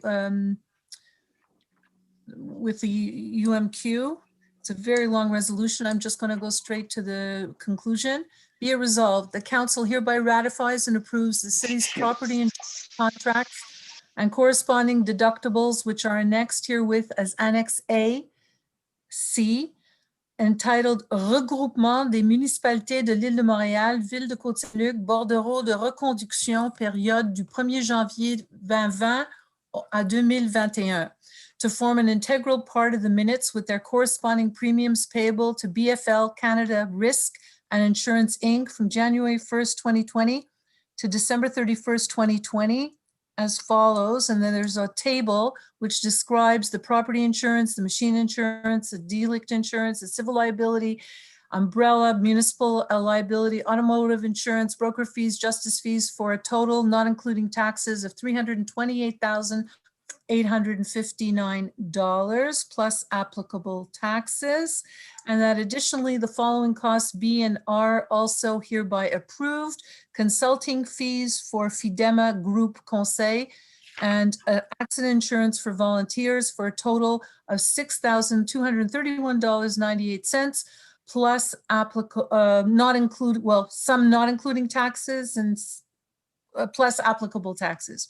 That council further authorizes payment in the amount of $120,000 for its share of the collective deductible to be held by the UMQ as deductible fund manager, and each participant undertakes to pay to the UMQ an annual fee of 1% of its premium paid, plus any applicable taxes, subject to a minimum aggregate fee of $4,000 for the entire group. That the treasurer's certificate number 21-0052 dated February 22nd, 2021 was issued by the city treasurer to attest the availability of funds to cover the above described expenses. Thank you, Councillor Burku, seconded by Councillor Erdling. Any discussion? Councillor Burku, So anything to explain? Yeah, basically we're part of a group which is working with the UMQ, and the UMQ was mandated by the transition committee to act as a representative, and so it's just a very long resolution. I'm just going to get to the end, which is that in 2017, given the expiration of the 5-year term of the initial contract, the city's insurance consultant, they went out to public tender, and we had a new proposal for a new 5-year term. So the city wishes to approve and ratify its general insurance premiums and deductibles for 2020, as the regroupement has indeed expressed its intention to exercise its option to renew for another year. Oh, I see, we're going for another year because we still haven't finalized the next 5 years. Okay, that's the conclusion. Conclusion is we're renewing for a year because we haven't chosen for the next 5 years. I hope that's right. Mr. Yeah, I Mr. would just Schechter will specify. You're on the mark. It's Okay. looking for a year, and you're correct about that. There was a tender process Okay. that occurred, but we are renewing for a year, and then after that year, we'll see if we continue on with this or not. So you are correct. Okay, thank you. Okay. So it's been moved and seconded. All in favor? Anyone opposed? It is carried unanimously. And now we move to item D, which is Councillor Burku again. Okay, The discontinuance of the lawsuit. discontinuance the lawsuit. Okay, this one I know a little better. So, whereas on August 10th, 2020, City of Côte Saint-Luc filed a lawsuit in the court file 522-26-25-77 against a numbered company doing business under the name of Aqua Rehab. Whereas on November 27, 2020, the city filed an amended lawsuit against the above mentioned co-defendants amended lawsuit. Whereas on January 29, 2021, la Compagnie d'Assurance Commerciale AIG du Canada filed an application to dismiss the city's lawsuit, an amended lawsuit. Whereas on February 3rd, 2021, we filed an application to dismiss this, another application was filed to dismiss. Be it resolved, the Côte Saint-Luc Council hereby ratifies the filing of the city's lawsuit and amended lawsuit, and the council hereby authorizes the filing of a discontinuance without cost for the lawsuit and amended lawsuit against co-defendants 9413-2990 Quebec Inc. doing business under the name of Aqua Rehab and La Compagnie d'Assurance Commerciale AIG, and the court file 522-26-25-77-201. Thank you, Councillor Burku, seconded by Councillor Erdely. Any discussion?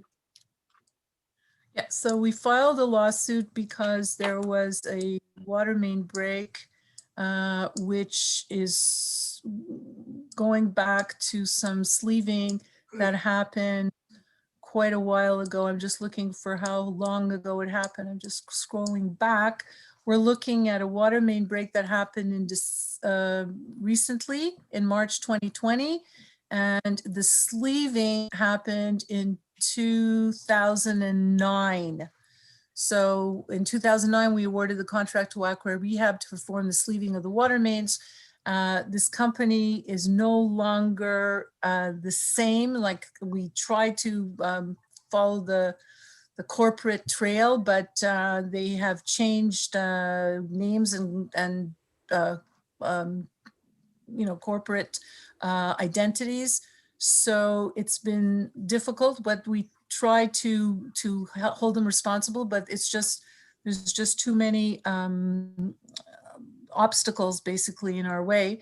So we are looking now to make a settlement with the consultant who may eventually support us in this claim, but we had to withdraw the claim against the original defendants because of this, the time lapse between the time that it was executed and the time of the break. So it's a lot You're of, correct. There were 3 co-defendants and now there remains 1. right. Okay, it's been moved and seconded. All in favor?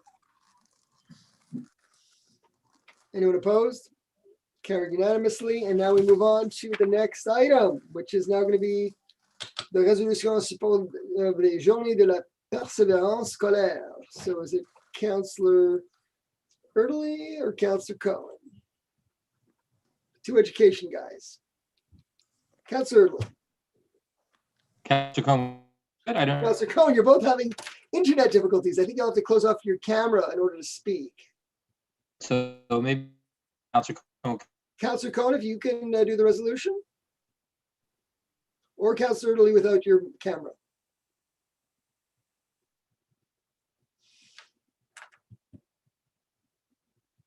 The modern age of technology. We have You want me to read it? I have it right here. 2 frozen counselors. I guess so, although they're the education counselors. Neither of you can hear me, or are you still there? Do you want to turn off your cameras and see if we can hear your voice? Because we need quorum.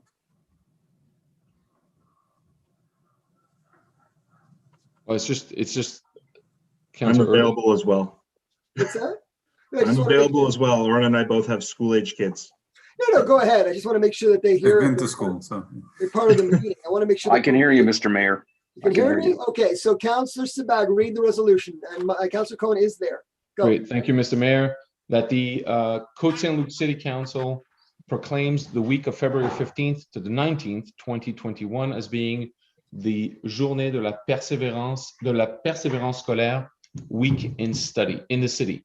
That council unanimously and publicly expresses its solidarity and support for young people and for all interveners in the educational system. That council supports the campaign Journée de la Persévérance scolaire 2021 under the theme Un moment pour eux and invites elected officials to participate. Thank you, Councillor Sabag, seconded by Councillor Erdely. Thank you. So I apologize. I'm having some technical difficulties here with my internet tonight for some reason. Okay. Thank you, Councillor Sabag. We'll limit the, My pleasure. Okay, any discussion? No? Okay. All in favor? Anyone opposed? Carried unanimously. And now we move to item 7F. Councillor Cohen, if you're around. I don't know. Okay, this is the Mark Chagall notice of motion and drafting tabling of the bylaw. It's the Yes, Mark Mr. Chagall. Mayor. Councillor Cohen, go ahead. I'm coming. Just, yes, I'm having some technical difficulties to do. I feel like Stephen Erdely and I are going to star in the next commercial for the internet, you know? It's not you, it's your internet. Everybody has to check what company they're at. We're going to rate people's internet connections. Exactly.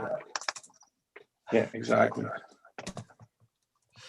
Okay, Councillor Cohen, we might have to change internet companies. No, I'm very happy. Very happy with Bell. We have you twice, I think. Turn off the sound on one of your devices. Yeah.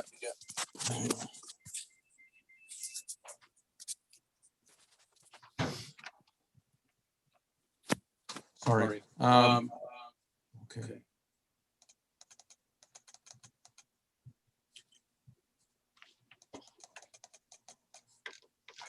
Okay. I'm almost there. You're almost there. Turn off some sound. It's okay. You have to leave your either close the device or at least turn off the microphone. Yeah. You figure after doing this for a year, we have mastered. Yeah, it'd be nice to get back to normal soon. Better all get vaccinated. I was having trouble with my internet, so I went to use my phone. Okay, I'm ready to go now. Sound perfect. Motion that bylaw 23216 to be entitled 23216, amending bylaw 23221 concerning speed in the streets in order to reduce the speed limit on Marc Chagall to 30 kilometers an hour will be presented at a later meeting for adoption. I'd like to mention the object and scope of bylaw 23216 to be entitled bylaw 23216, bylaw 2321 concerning speed on the streets in order to reduce the speed limit on Marc Chagall Avenue again to 30 kilometers an hour. And do I now move the tabling? Yes, exactly. Because you're doing it all by Okay. yourself. Then I table draft bylaw 23216 entitled bylaw 23216, amending bylaw 2321 concerning speed in the streets in order to reduce the speed limit on Marc Chagall Avenue to 30 kilometers an hour. Mr. Mayor. Thank you. Thank you, Councillor Cohn. So this means that's a very tough street, Marc Chagall, and we do have a lot of trucks on the street during snow removal season. There's a lot of condos and apartments that have been built, and Councillor Cohn has been working diligently with the various condo associations in order to improve the safety of that windy street. So thank you for spearheading this, Councillor Cohn. Yes, and I would like to thank the traffic committee chaired by Councillor Torgman for bringing this to the last meeting. We had a very long discussion on it. I've been consulting with residents on Marc Chagall to let them know this is coming. To let them know also, I don't want to hopefully get any complaints from people saying, I just got a ticket for driving 35 kilometers an hour. We've got to put signage up there. We've got a park now, Isidore Goldberg Park. The park is now, the entrance is on Marc Chagall. It becomes a park zone. It's a school zone. So this is a long time in coming. And with the Equinox building, now 2 of them in operation, there's a lot of cars on that street. Thank you, Councillor Cohen. Now we move to item 8, Public Works. Councillor Ben-Isri, 8A. Thank you, Mr. Mayor. Be resolved that the Côte Saint-Luc City Council hereby awards a contract to Metal Roof Canada for the roofs of the chalets in Rembrandt, Schwartz, and Fillon Parks for a total amount of $46,200 plus applicable taxes. That furthermore, the council may consider an amount of 10% plus applicable taxes for any potential contingencies and extra if required that shall first be approved according to the city's procedures. That the described expenses shall be financed in whole from the city and restricted cumulative surplus as identified in the capital investment budget 3 years plan adopted on December 21st, 2020. That treasurer certificate number 21-0049 dated February 15, 2021 has been issued by the city treasurer attesting to the availability of funds to cover the described expenses. Thank you, Councillor Ben-Isri, seconded by Councillor Gajowski. Any discussion? Let's repair the roofs on those chalets. So moved and seconded, all in favor? Anyone opposed? Councillor Cohn's in favor? All right, carried unanimously. And now we move to public safety. Councillor Sabag, 9A. Thank you, Mr. Mayor.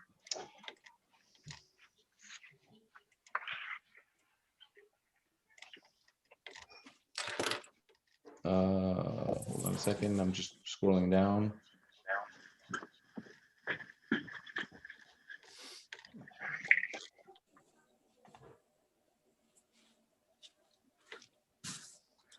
I don't see the resolution 9A. Whereas it's, is it at the end of the?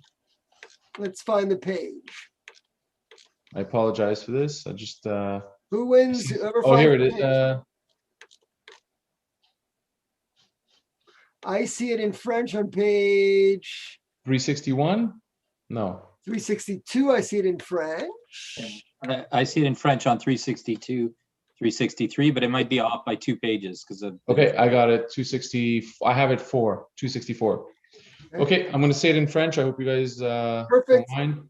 Que le conseil municipal de la ville de Côte Saint-Luc autorise par la présente la ville de renouveler l'entente avec la corporation Urgence Santé intitulée Protocole d'entente entre la corporation d'Urgence Santé et la ville de Côte Saint-Luc pour son service de premier répondant composé de 10 pages et 3 annexes pour une année supplémentaire.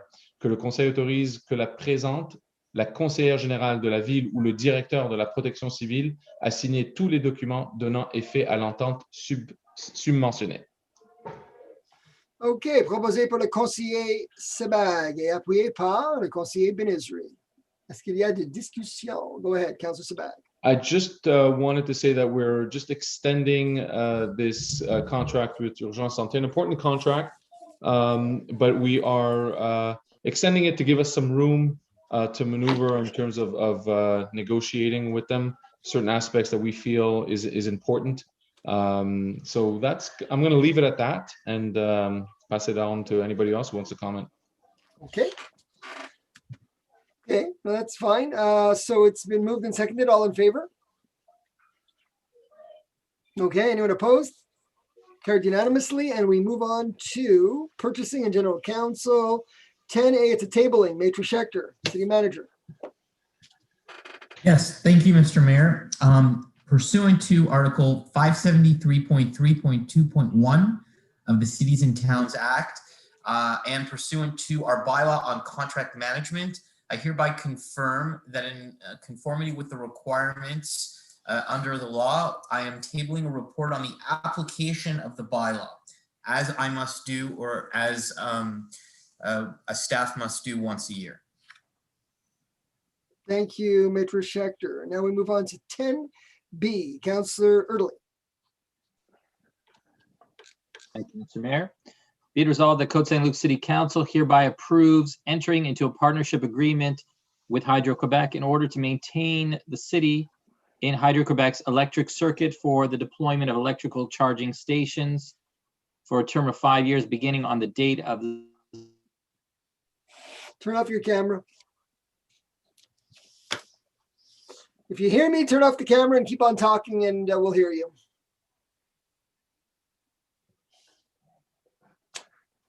This camera's off. We might hear you. Try. No? Okay. All right. It's a technical night. We're going to go and pass this one on to who would like to move this about the electrical charging stations. Councillor Kujawski seems. Councillor Torchman, go ahead. Yeah, that's what I just needed. I'm sorry, I was just looking for the page. I'm still looking for the page. I'm sorry. Okay. Can you see me now? Yeah, sure. Go continue. If you're continue, Okay. great. Sorry, today is a day of technical difficulties. I'm on my phone. I can't see everyone, but hopefully you can all see me. So I'll read it one more time. That the Côte Saint-Luc City Council hereby approves entering into a partnership agreement with Hydro-Quebec in order to maintain the city in Hydro-Quebec's electric circuit for deployment of electrical charging stations for a term of 5 years, beginning on the date of signature of the agreement. Hold on.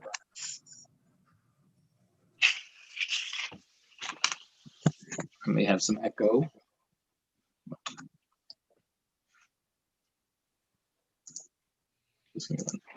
No, we heard you well. Did you hear me? We heard you perfectly. Okay, hold on. All right. Sorry, I'm hearing a bit of an echo myself, but I'm going to try to fix that. Just give me. We're okay. We hear you. We don't hear the echo too much, if at all. Okay, sorry, I was hearing an echo, but give me 1 second. Today is one of those days of technical difficulties. I lost my train where I was, but for the deployment of electrical charging stations for a term of 5 years, beginning on the date of signature of agreement, and that the city's general counsel be and is hereby authorized to sign the agreement and all other related documents. Okay, moved by Councillor Erdely, seconded by Councillor Benizri. Any discussion? So just to explain briefly, back in 2016, the city signed its first agreement with Hydro-Quebec, and the purpose of the agreement is to allow hydro charging stations, either float stations or cool circuit, like electric charging stations for residents who want. We currently have, for example, at City Hall, we also have at the ACC, and basically this is so residents can charge up while they're going to City Hall or the ACC, and hopefully, of course, once COVID is done, we'll have more residents visiting. And I should mention that the city also gets a portion of the amount that residents spend. So part of that goes back to the city as per this agreement. And of course, we look forward to having more charging stations throughout the city. And this is one of the things we'll be working on as we know more and more residents will be purchasing electric vehicles. And one thing that, as an aside, residents will hear more about shortly in the next few weeks or few months is a rebate for residents who have charging stations at their house. And so that's just a preview of things to come. Thank you, Mr. Mayor. Thank you, Councillor Ridley. Moved and seconded. All in favor? Anyone opposed? Carried unanimously. Councillor Cohen, you're in favor? Yes, I am. Yes, I am. Thank you, sir. And now we move on to urban development, and 11A is Councillor Torchman. Thank you, Mr. Mayor. The City of Côte Saint-Luc hereby awards a contract to Group Civitas, Inc., the lowest conforming bidder under the law, for a total amount of $80,055 plus applicable taxes. That furthermore, the city may consider an amount of 10% plus taxes for any potential contingencies and extras, if required, that shall first be approved according to the city procedures. That the above-mentioned contract is conditional upon the Minister of Municipal Affairs and Habitation's approval of the TEC 2019 to 2023 programming, that the described expenses shall be financed by the TEC 2019 to 2023 federal and provincial grants. Once the grant will be approved by the Minister of Municipal Affairs and Habitation, that the Treasurer Certificate number TC-21-0057 dated March 1st, 2021 has been issued by the City Treasurer, attesting to the availability of funds to describe the described expenses, to cover the described expenses. Pardon. Thank you, Councillor Torchman. Seconded by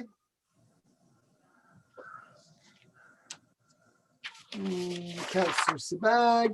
Any discussion?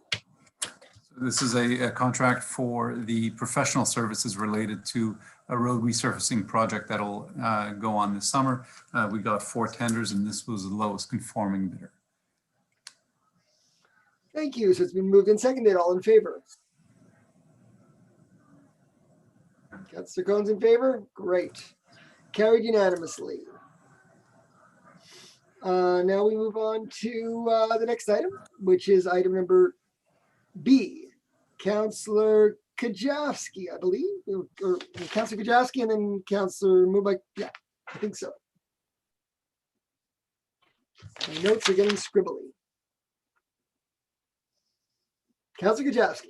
Sorry, I'm having less technical difficulty. Hold on 1 sec. I was having trouble going to the bookmarks. 297.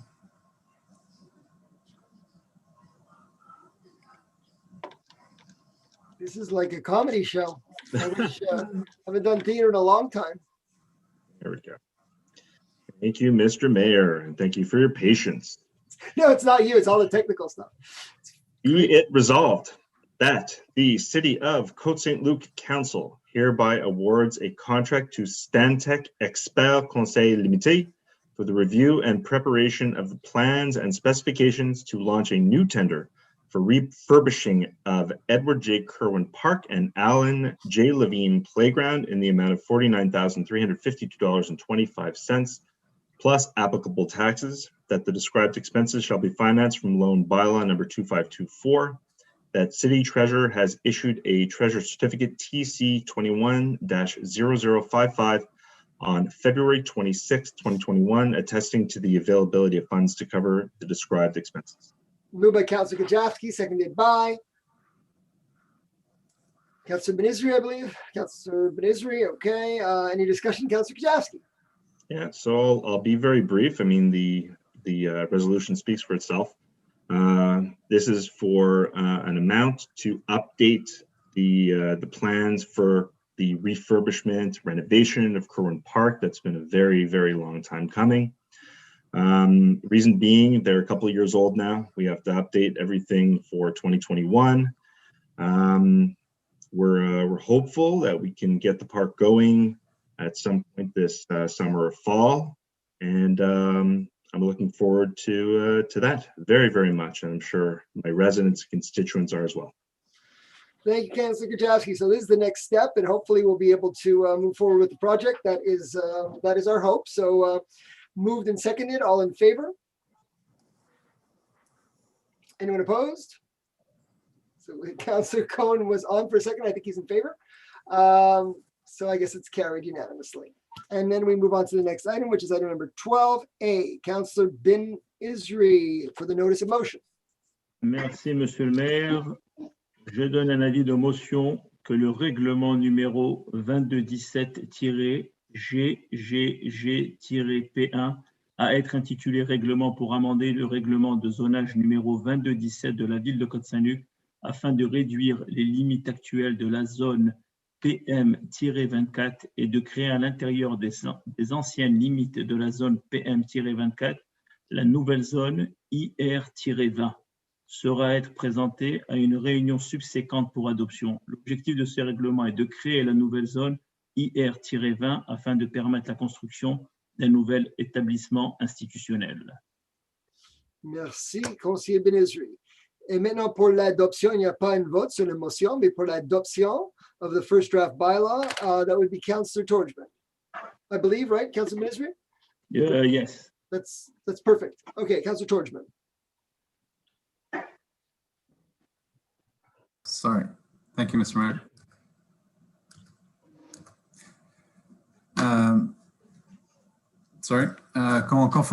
En conformité avec la loi sur l'aménagement et l'urbanisme, le Conseil de la ville de Côte Saint-Luc adopte par la présente le projet de règlement numéro 2217-GGG-P1 à être intitulé Règlement pour amender le règlement de zonage numéro 2217 de la ville de Côte Saint-Luc afin de réduire les limites actuelles de la zone PM24 et de créer à l'intérieur des anciennes limites de la zone PM24 la nouvelle zone IR20 en conformité avec la... Monsieur le conseiller Torjman, nous avons traduit quelque chose, il est en anglais, puis c'est par rapport aux mesures sanitaires. Je m'excuse infiniment.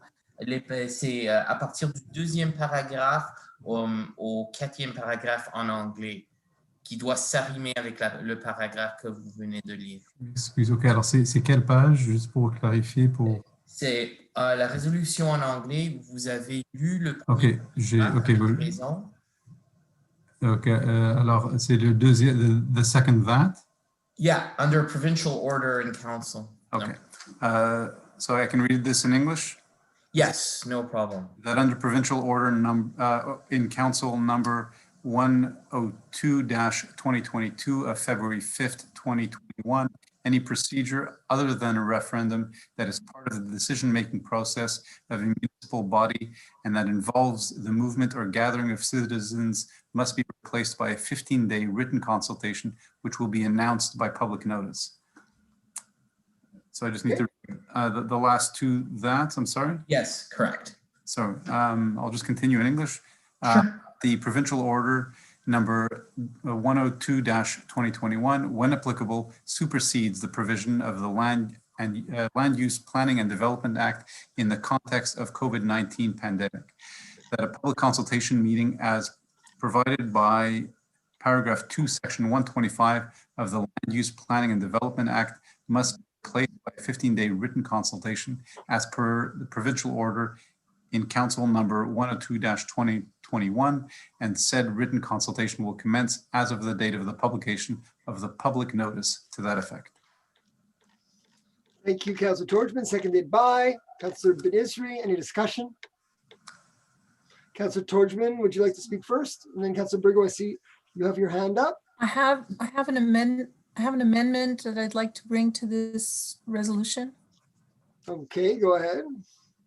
Okay, so the resolution, in particular with regard to the consultation meeting, reads that there's a consultation meeting is replaced by a 15-day written consultation period.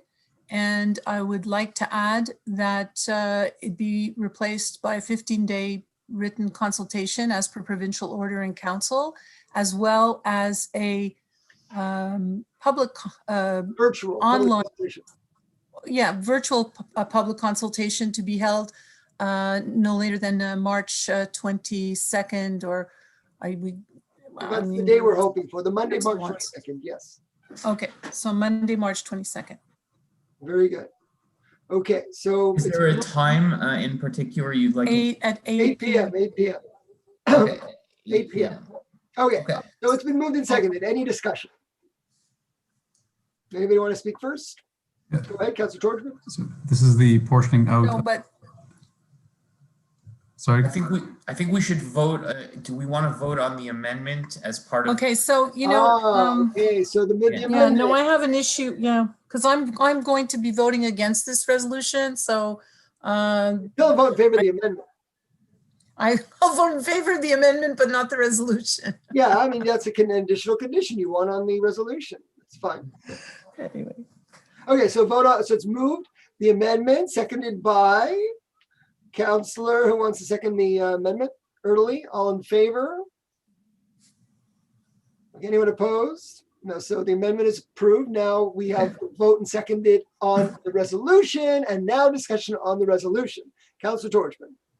So this is the portioning out of a zone, PM 24, where we're going to portion out a zone for a new institutional building, and obviously then there's all the provisions that I read related to the COVID-19 adjustments that we have to make for the public consultation and the amendment that was added. So we'll have both a written and a virtual consultation relative to this zoning change. Okay. Go ahead. Who else would like to speak? Councilor Burke was next, I believe. Go ahead. okay, so thank you, Mr. Mayor. So as I explained to my colleagues earlier this evening, I will be voting against this resolution. There are multiple reasons why I believe this project is ill-advised and not in the best interest of the city. There are issues based on the premises of, let's put it this way, a violation, in my opinion, of good faith agreements and violation of fairness and equity. And I'll explain. The proposal itself is completely and totally out of scale and is totally overwhelming for the street and does not take into account the traffic, the parking. I'll share. I'm going to share that on the screen so people see what you're talking about. If it's good, I mean, they'll agree or they won't, but at least they'll see a visual. Right. So in the opinion of PAC, which is the Urban Planning Committee, and myself as well as the chair of PAC, I felt that this proposal is completely out of scale, totally overwhelming. I'm sorry, just point of order.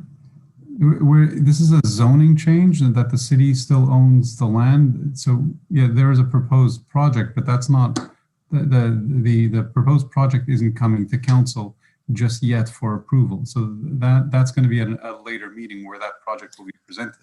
Well, approval. So this Totally agree. The zoning change. If I may, on the point of order, the zoning of the new zone IR 20, for example, allows for a 0 setback.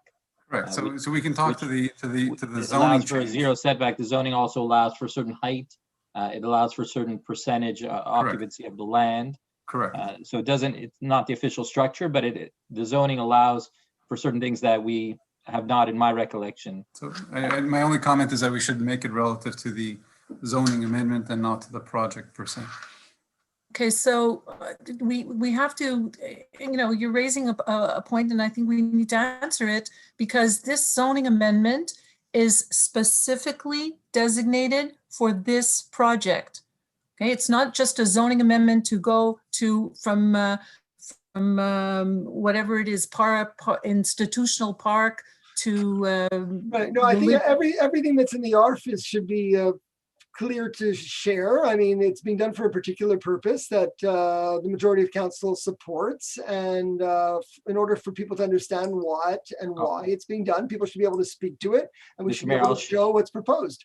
I could share my screen to show the proposal. I mean, I could do that too. I mean, I have it on, but I'll share the screen. You talk. People will see where it is and what we're doing. There's nothing to hide.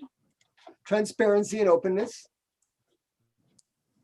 Okay. No, but it deals with the modification of the zoning plan to go, I think PM4 is park in public use, And IR 20 is institutional religious or use. I would like to be clear on that. But this zoning amendment is done specifically for the purpose of facilitating a religious institution that has purchased the land. And we went through with that sale, which I also opposed in April of 2019, on condition that we do the change in the zone. So it's clear that this is for the kollel to build a religious institution that is going to be, and here I will read you what I have in my notes, is going to be 5 stories high, is going to have 5 floors of 7,000 to 8,000 square feet each, is going to not be set back at all from the sidewalk, totally up against the sidewalk, and is going to have a gymnasium as well on the top floor. So I'm just going to go back to my notes, excuse me.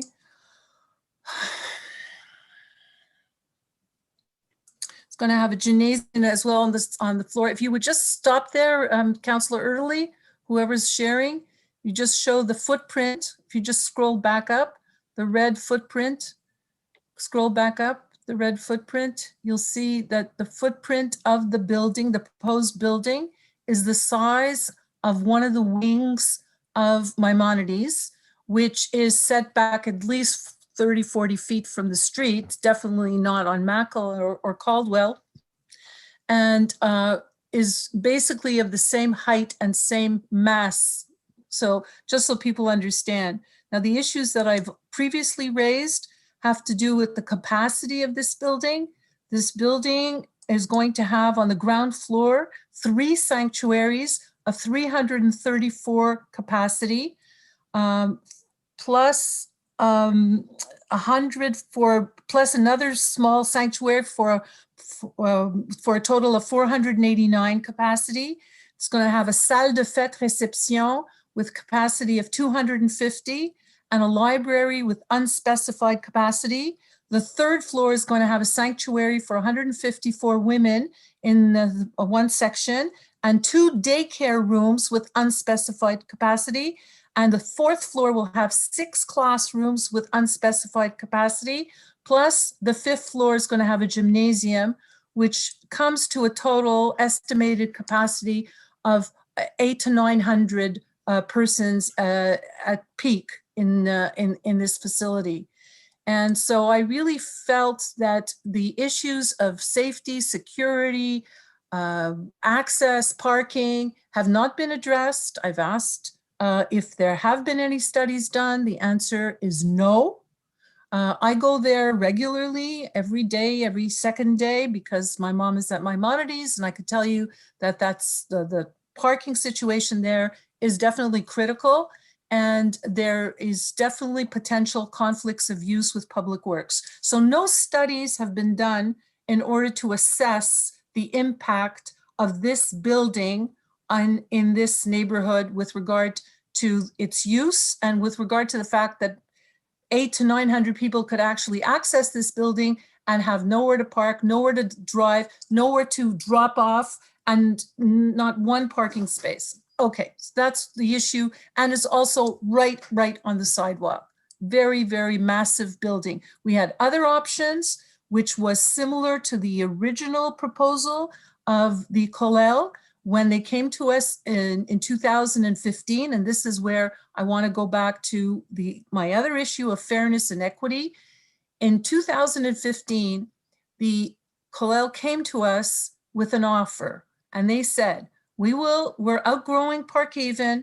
We feel that we need more space. We would like to establish a conforming legal synagogue, and would you change the zone for us? And me as a counselor at the time, I had tolerated Parkhaven absolutely with the rest of my council. We did it because they were a vibrant and growing community.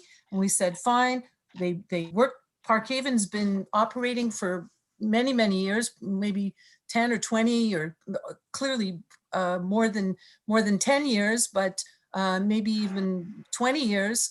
And it was part of the community and we understood that. So I accepted and totally went along with that. And when they came to us in 2015 and said, we would like to exchange Park Haven because we're outgrowing it and go into a legal, conforming, zoned building, we agreed. I, as the counselor, also agreed. And we agreed to change the zoning, Mackle, right next to the Cavendish Mall. And at that time, it was a double lot. So it was maybe 6,000 square feet.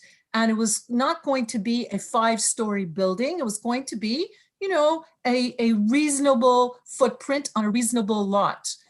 At that time, in 2016, there was an undertaking by the Colel, and I think that it's very important to mention this. The undertaking was that in exchange for the rezoning, the Colel would give up the Park Haven site. And by giving up Park Haven site, it was a fair exchange. It was a swap, basically. They give up a non-conforming site in order to go into a zoned site. And that was a fair agreement. However, about a year after that, we found out that there were many other properties that the Colel was responsible for under its responsibility in the districts. And I'm sorry, can we stick to the zoning? Because now we're getting into. No, because to me, This is ridiculous, Mr. Mayor. This This is absolutely ridiculous that you're letting First her of all, talk you're about things. factually incorrect in a lot of what you're saying, and it's Everyone's going to have a chance to public. speak. And once. it's repetitive. We voted on this already. 1 second. Everybody's going to speak once. So when you're done, Councilor Berku, you don't get a second chance. You can't speak forever. So it's one She's going to time. talk for another 10, 20 minutes. One time per person, and then you're done. So please wrap it up. I'm being very lenient. I want everybody to have a chance to speak one time and wrap it up and say everything you want. You've said a lot already, but try to wrap it up. I think you covered most of your points. Well, I haven't covered the issue of the good faith agreement that the city made with the Colel in 2015, even though we didn't know at the time that the Colel had the intention of setting up residences for rabbis, which are tax exempt on Eldridge and on other streets, and continued in that purpose without really advising us until finally they discovered and they managed to get a loophole in the law. So in good faith, nonetheless, even though we found out about it in 2016, 2017, we went ahead with the rezoning and we tried to get the rezoning. But the rezoning was not for a building of this size. And then in 2017, right after the election, when they came back to the council and said, okay, now we would like to purchase a piece of property that belongs to the city because we can't find land anywhere else, the city said, okay, you know, maybe we can sell you a piece of land next to the public works yard, which I don't think is the greatest place for it. However, there was never the commitment or the understanding that they would violate their original. Mr. Mayor, I'm I'm going to leave. I'm going to leave. I'm going to leave. We talked about this. We talked about this at length 2 years ago. Point of personal privilege. I'm going to leave. You can leave if you wish. You can leave if you wish, but one person, it's a democracy. Everybody gets to speak once. She's been on for half an hour. Doesn't matter. This is an issue that she has some passion about. We don't agree. Many people don't agree with her vision. I think you've covered all your issues now, Councilor Berku. I haven't finished. My point is this, that given in my view, it is a violation of our good faith agreement of 2015. Considering that this proposal is way out of scale and has no consideration for the issues of traffic safety, security, and so on, I don't see a reason why this council should actually agree with such a oversized structure and not require the Colel at least to give up the property and also the other residences which are tax exempt in the district, because no other religious Okay, institution has okay. benefited. Counselor, one at a time. No It's other enough. religious It's enough. institution has benefited I'm gonna from get a this. list. Okay, 1 second, please. of- A list of speakers, please, because I don't want interruptions. So I have Counselor Erdling. I have Counselor Torgman. Who else wants to be in the list of speakers? Everybody gets to speak once. Counselor Cohen. No other religious institution has Oh my benefited from this God. of special Can you treatment. mute her? No, and you'll be next if you want to Okay. speak. You'll be on the list if you So wish, Counselor there's Sabat. also the issue of capacity in our You city. covered that. You covered it. Capacity Don't in repeat. other You covered religious that. institutions, which we have tried to negotiate in good faith. Counselor Ben-Isri and myself, we met with rabbis in 2017. Counselor Burku, you Right, we covered that. Oh discussed my it. God, So this for is these unbelievable. three I'm leaving. reasons, Counselor Sabat, this is one person. This is you covered. ridiculous. It's You'll- 10:15 at night. She's repeating things that she repeated 2 years ago. You'll get to speak. Yeah, of course, but this is the first time it's I come public. voted against the sale in 2019. Yes, I did. Yeah, you've been consistent. That's And fine. I am All right, but you opposed spoke, but you to made the all your points. rezoning of I got this it. particular site. You've Thank been very consistent. You've made all your points. The next one is Counselor Torgman, Counselor Cohen, Counselor Sabat, Counselor Erdling. No, I don't need to speak. You don't need to speak. That's fine. No. I think Stephen, I think Councillor Erdley was before me. Counselor Erdling, and oh yeah, Counselor Erdling, then Torgman, then Cohen. Fine. Thank you, Mr. Mayor. But before I get into the substance, I just want to make just a general point. You know, having been a councillor for many years, I think we can agree to disagree, but we can do it respectfully. While I didn't agree with Councillor Torchman or Councillor Sabag, I should say, on the previous motion, I gave them the opportunity to have their say, even though many of the points, again, were not ones I would agree with. Point of personal preference. If you're addressing me on this, I'd like to say something. There's a difference between making a statement that's concise versus just constantly having verbal diarrhea for half an hour on an issue. I'm sorry. I'm sorry, It's Counselor 10:15. Sabag. No, you're out of order, Counselor Sabag. I'm sorry. I Everybody's really- allowed to speak. I'm chairing the meeting. Everybody's allowed to speak. Look. Even when I disagree with your opinions, I still let you speak. So Anyway. I don't agree with everything that's said tonight. I don't agree with everything that's said tonight on other issues. I'm not necessarily agreeing with everything that's being said on this issue. But you can make a statement, No, but and that's everybody it. gets a chance If you're to speak. going on and on and on and on, That's how public council meetings work. So the next person that's speaking now is Councillor Erdely, and he won't Thank be you. interrupted. He will Thank not be you. interrupted. So thank you, Mr. Mayor. Look, I will try to be brief. I'm not going to repeat the points Councillor Burke mentioned, but I just want to focus on two points. Two or 3 points. First, I want to say that I recognize the importance of this community, and I think it's for me it makes sense for them, for Rabbi Manoliel to say he wants to build a conforming property, and that is something we have always wanted. That's something I've always wanted, is a property that will meet all the safety guidelines in terms of fire safety and code and so on, and that is what I wish for. At the same time, I'm disappointed in that the agreement, and I'm looking at it right now on my other screen, was signed on July 17th of 2015, where Rabbi Benoliel at the time agreed that if the city allows him to have a conforming property, he would give up the non-conforming property that is located on Parkhaven and return it to its original purpose, which is a residential property. And this was an agreement at the time based on a much smaller site that was on Mackle, just a bit further down, closer to Cavendish Mall. And if we compare the sites, the original site was about half the size. And if you think of volume, it was about a quarter of the volume. So on the flip side, the new site is about double the area and 4 times the volume. We also found out, as Councillor Burke mentioned, and I have to admit, it was myself who discovered it when first there was one non-conforming property in the same name, and then we realized a second and a third and a fourth, and eventually we realized a 5th non-conforming property, all attributed to the same congregation. And we have no other synagogue that has that has 2 let's say with the exception of the rabbi or the residence of the rabbi and the actual property. So this congregation has 5 properties that are non-conforming, and to me, it comes to a question of, is this something that makes sense for the city? And my answer is no. that it doesn't make sense. If they were to agree at least to give up their original non-conforming property, that'd be one thing, but they have since changed their mind and are not agreeing to follow the terms of this agreement.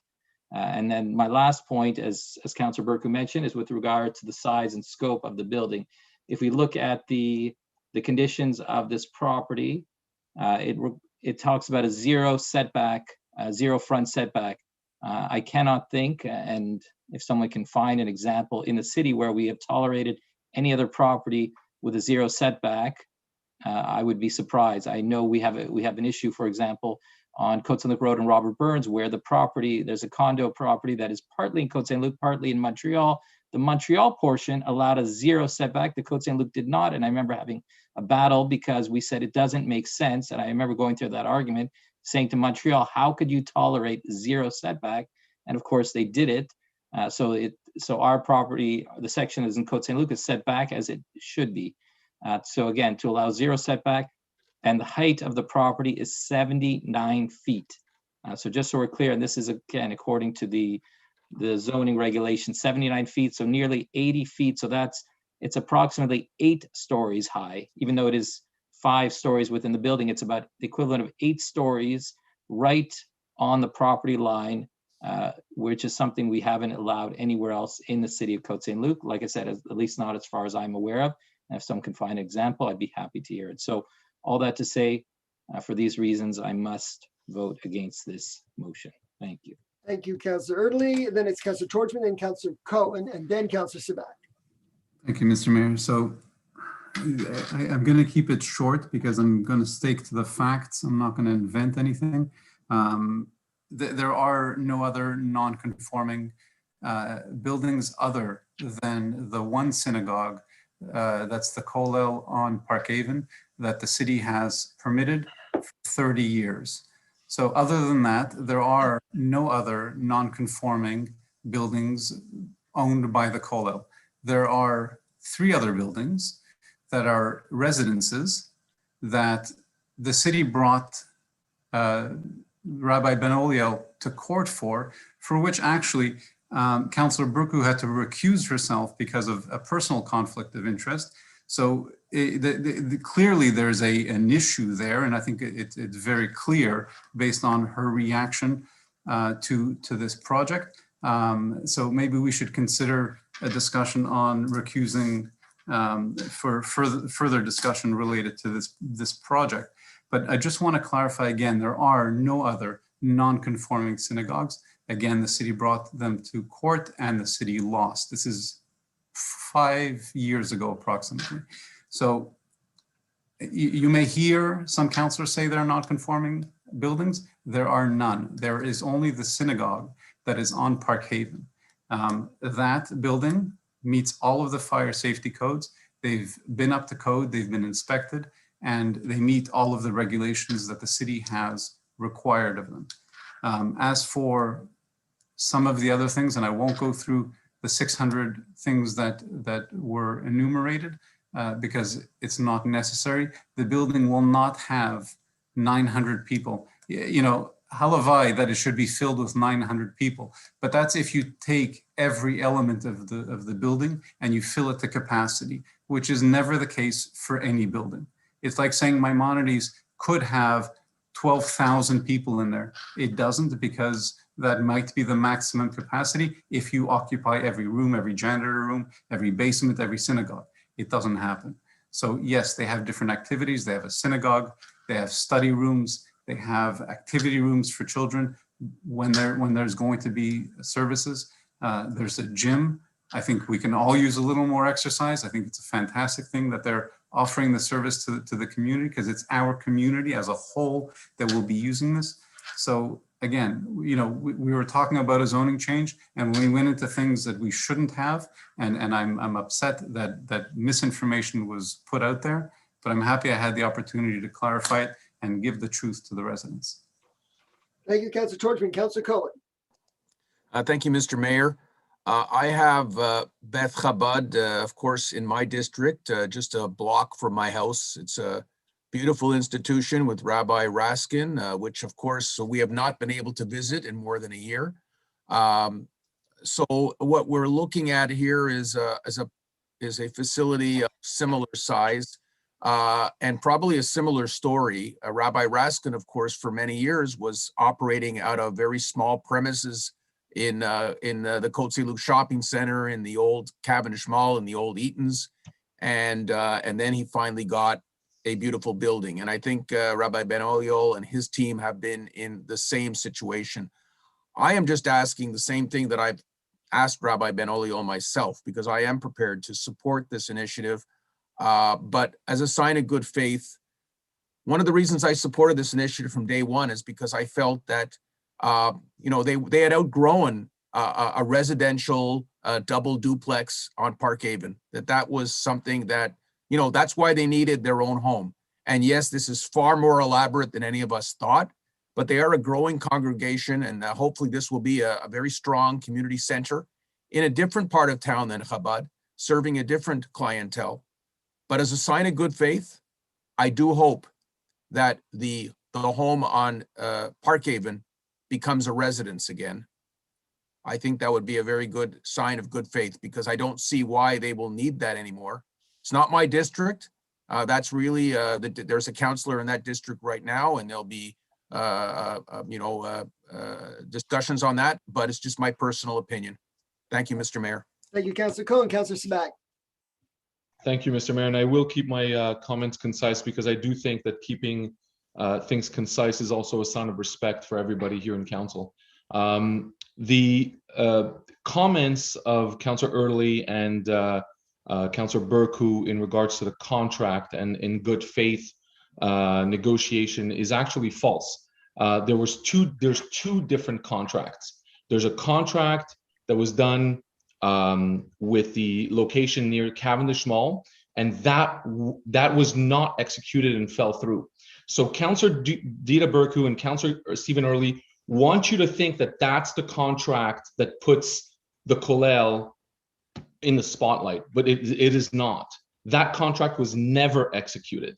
There were statements in there for sure that the Kollel wanted to shift their operations, but that contract never fell through, so they can't be binded to it. So I just want everybody to understand, and I've said this 2 years ago, that Councillor Burku is talking about two different contracts, and that's very important that everybody understands that. And none of them were executed. Thank you, Councillor Sabac. Thank you. Does anybody else? No. Once again. Just a point of order. What does that mean? Yeah. What does that mean? A contract was never executed? Okay. To me, What It was never signed. It was never went through. I think Councillor Dita's a lawyer. She should know what executed Councillor means. Sabac is referring to is the first time we tried the rezoning at the Mackle location. They had agreed that they would close the residential location. That never came to fruition.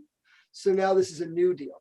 But sorry, I'm confused. I'm actually, Councillor Sabac, I'm not a lawyer, so I don't know what that means. A contract was not executed. To me, it was not executed. The contract was not executed. Maybe Councillor Burku, you want to explain to Stephen Early what an execution of a contract means? If I may, Councillor Sabac, to me, if a letter of agreement is signed, to me, it has an effect. Whether it's executed or not, I don't understand. Okay, anyway, these are all technicalities, but the point that is trying to be raised, rightly or wrongly, is that when the agreement was made to close the residential location, we were dealing with the first rezoning, not this. Councillor Early, what you need to ask yourself is that first Kollel, is it where they originally said it was going to be? No, it's not. Okay. That's all. That's all there is. That's the first contract. Okay. Your point is clear. We're not going to debate it. Listen, we don't have to agree. Listen. There are two councillors that can. No, I don't want to debate it, but I have to. I was attacked. I was personally attacked, and I have to. I feel I have the right to respond. Okay, I really do. Okay, briefly, because I don't want everybody else then to respond too. Well, I was. I'd like to close. I'd like to close. I'm being very patient. So I mean, if there's something you need to add, fine, but I am going to close the discussion. I would like to address the comments of Councillor Torgman, and in the following way. Yes, it is correct when Councillor Torgman says that there's only one non-conforming, that is Park Haven. I agree with him. The other related property to that would be the rabbi's residence, which is definitely attached to a non-conforming. So the non-conforming gives rise and is the leverage which is used in order to create the rabbi's residence, which is another tax exempt property. Every rabbi in the synagogue has a residence that's tax fine, that's exempt. I understand, but I fine. have to, So, but you know just be what? clear about it. We've been Don't focus on confusing him. people for years. And so let's be clear. Let's be I want to clear. be clear, and I'm asking you. Okay, We're I not agree having with debate you. back and forth. If there's anything Well, I that want to you finish this clarified- point. It's so important. okay, so It's for 30, important. okay, so far what you've clarified is the that institution existed in a residential zone for 30 years. It got, based on provincial law, tax exempt status, and the rabbi as well, based on provincial law, got tax exempt status. Continue. Right. However, this is the whole point of it, because it is it's a non-conforming use. It's not conforming to zoning, but they have leveraged that position, taken advantage of our tolerance. That's what I'm trying to explain.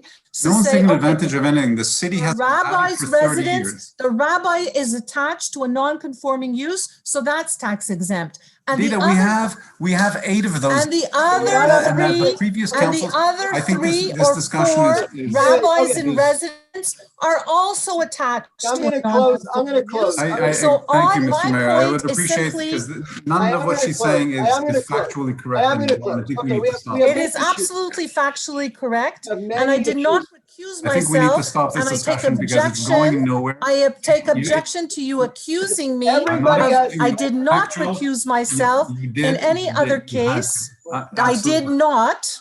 I Everybody's very absolutely specific. did not. Okay? You absolutely did I'm on a gonna vote, mute and I everybody. can pull up I'm the gonna mute- record. Rabbi Ben Oliel took a motion, but I didn't. We're gonna have to mute everybody. Nobody more talking. Okay, so we're talking about a lot of different issues here. It could be a little confusing, but I want to make it very clear if I can. So we're talking about many things. First of all, the location, is it good or not? Tax exempt status, which is another issue. The importance of having religious institutions in our community and finding them homes. And we need to deal with all those issues in a very clear way. So the first thing before us is a rezoning, and the rezoning request is to find a place, just like I had. This is not my first rodeo. When I was first elected, I had to deal with finding a way to expand Or Chaim Synagogue. Their congregation was growing. We had to find a place for them. That was bigger. It was too small. And there was nowhere to go. There was no parking. There was no setback. There was nothing, but we still needed to build up, and we needed to build big because the congregation was growing. And we worked together with, I remember Jean Alul and Emil Molka and a bunch of guys all got together, and we expanded Or Chaim, and we did the rezoning, and it was great. Then later on, there was the need, as Councillor Cohn mentioned, for Chabad. And Chabad needed a place besides Eaton's. And we tried to find them locations, but it wasn't easy. And finally, we found a location which was great. It wasn't an easy to get there. We had to go through a couple of failures to get to that one. But we got it, and it worked out, and it was a good service to the community. And Rabbi Raskin has done a wonderful job in our community. And now we come to finding a place, another community that's growing. It's the Benolio congregation, and they're growing, and they can't last where they are. So I'll get to the other issues, but first of all, we have to deal with the facts, which are similar to the other two that I mentioned. They need a bigger place, and they want to do it in a legal way. And they want to do it in a place somewhere with legal status, like all the major institutions in our synagogue, many of which have been here since the 50s and 60s. And when they were built, some of them, if you drove around our city, were lucky because they were in a park, but not so lucky if they were on a street like Bailey and they didn't have as much setbacks and as much space, but they were built according to what were the needs of the community and based on the housing that was around them and the needs, and we built the best that we can. They weren't perfect. We had to make exemptions back then, and they had to make exemptions for each of the major institutions. So this one is being placed next to a dog run, next to Public Works. I have this picture out here so everyone can see it, in front of a large field. And across, sort of on the side of Maimonides. It's not exactly the greatest setback and everything, but it's certainly away from homes. It's away from people who live in their homes.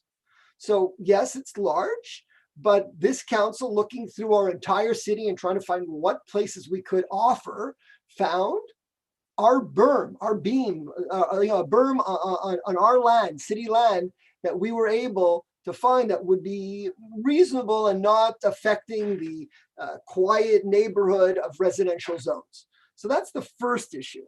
Then when we go to the other issues, we have to deal with because we're dealing with them all. So let's talk about them. We have non-conforming institutions throughout our city, not just this one. And this council has made a commitment and have all agreed to adopt the PCMWA bylaw, which will require each one to apply for legal status. Listen, if they've been living there for 30 years, maybe they will be approved, and that means the neighbors are fine with it.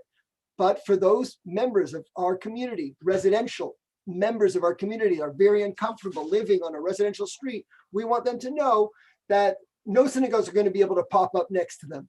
If you don't rezone now under the PCMWA bylaw, when it comes to fruition the next year or so, because it's a long process, we first have to look at all our strip malls, and we're adding uses right now to allow for additional uses in certain strip malls. Should a residential shtibel be closed, a non-conforming synagogue be closed, they need to be able to go somewhere. So we're adding zones in strip malls in order to accommodate those that theoretically could, they won't necessarily, but could not get conforming status. So we're dealing with all the issues to ensure that people in our community have the right to live in residential zones in peace, ones that are happy with where they live on their street and they're pleased to live on their street, and they've moved around these synagogues, but we want them to conform so that once they conform, we could enforce fire and safety and emergency exits and capacity on if they're in rooms that the floor should be solid. So we want them to conform so that we can ensure that they're safe. So we're going through all the process. This council has agreed to go through all the process throughout our city to ensure that they conform, that they're safe, and in the event that they unfortunately would have to move, then they'll have a place to go, which is the strip malls, or if they're fortunate enough to be a part of a community like this, they'll be able to go into one of our mainstream synagogues. So I think we've covered all the bases, and we're trying to be fair. I'm not going to say it's perfect, but the city found a piece of land that is away from homes and not perfectly set back, but if you could see what's near it, you could park on the street. There's no houses across the street. There's no houses on either side. There's only institutional buildings. So it's not perfect, but it's a place. So I understand and respect all the opinions. I understand the desire of certain councillors to see religious use to be only in religious institutions that conform, and in mainstream institutions if they can, and if not, at least they should conform. And I understand the concern of residents who want to know that they live on their street and they want it to be peaceful, and they want to know that it's a residential zone, it stays a residential zone. So this council is committed to making sure that anyone who lives in a home will not have a pop-up synagogue coming next to them in the future. We're not tolerating them. They're going to have to go, and the ones that exist now, they're going to have to ask for status. They may get it, and if they don't, they go into a strip mall or into a mainstream institution. And this location, I put it on the screen so everyone should see exactly where it's being placed and how it looks according to the buildings around it.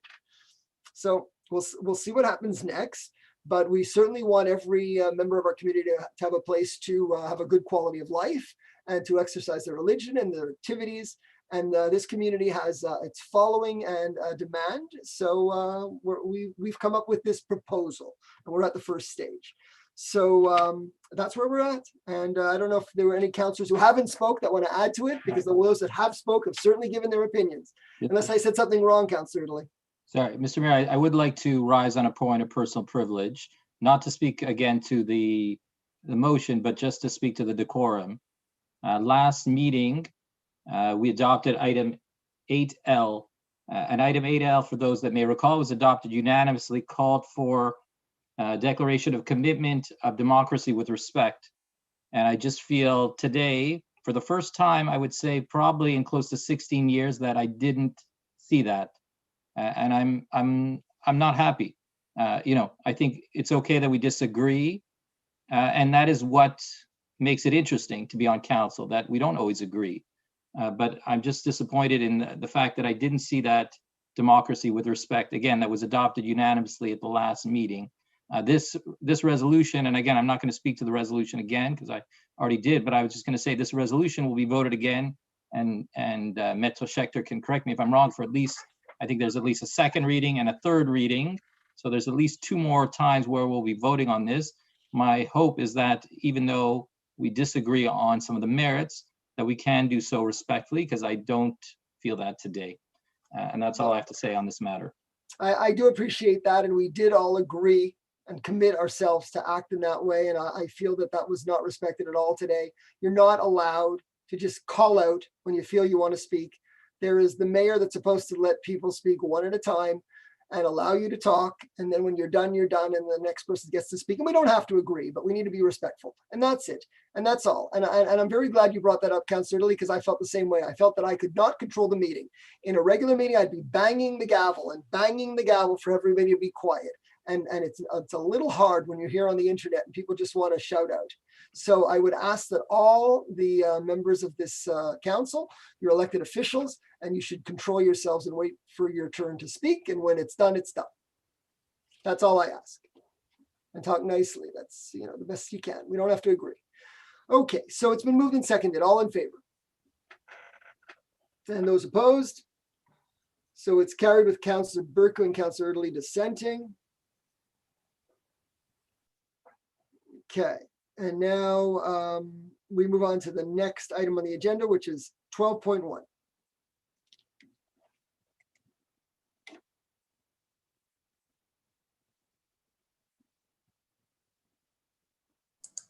Thank you, Mr. Mayor. So we're at 12.1, which is Alpine. I'm going to ask Councillor Early to post the perspectives as he usually does, if he has the ability to do so. I don't know, based on his technical issues.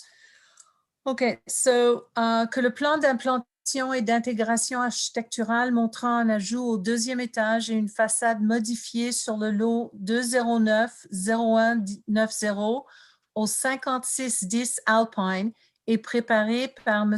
Ariel Cohen, architecte, pour la réunion du comité consultatif d'urbanisme du 19 janvier 2021, soit approuvé conformément aux dispositions du chapitre 14 du règlement 2217 de la ville de Côte Saint-Luc. And I see the perspective on the screen. So this, I believe, is a demolition. It's just because I'm only operating with one screen, so I have to. I think this is a demolition, if I'm not mistaken. Or is it?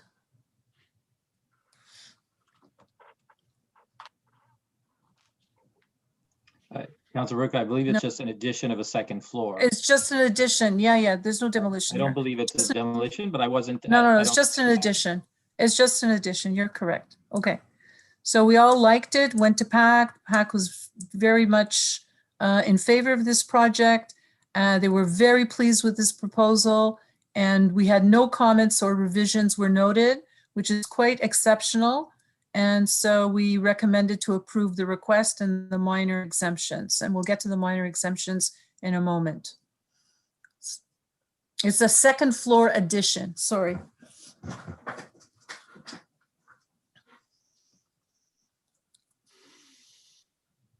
Okay, so we good?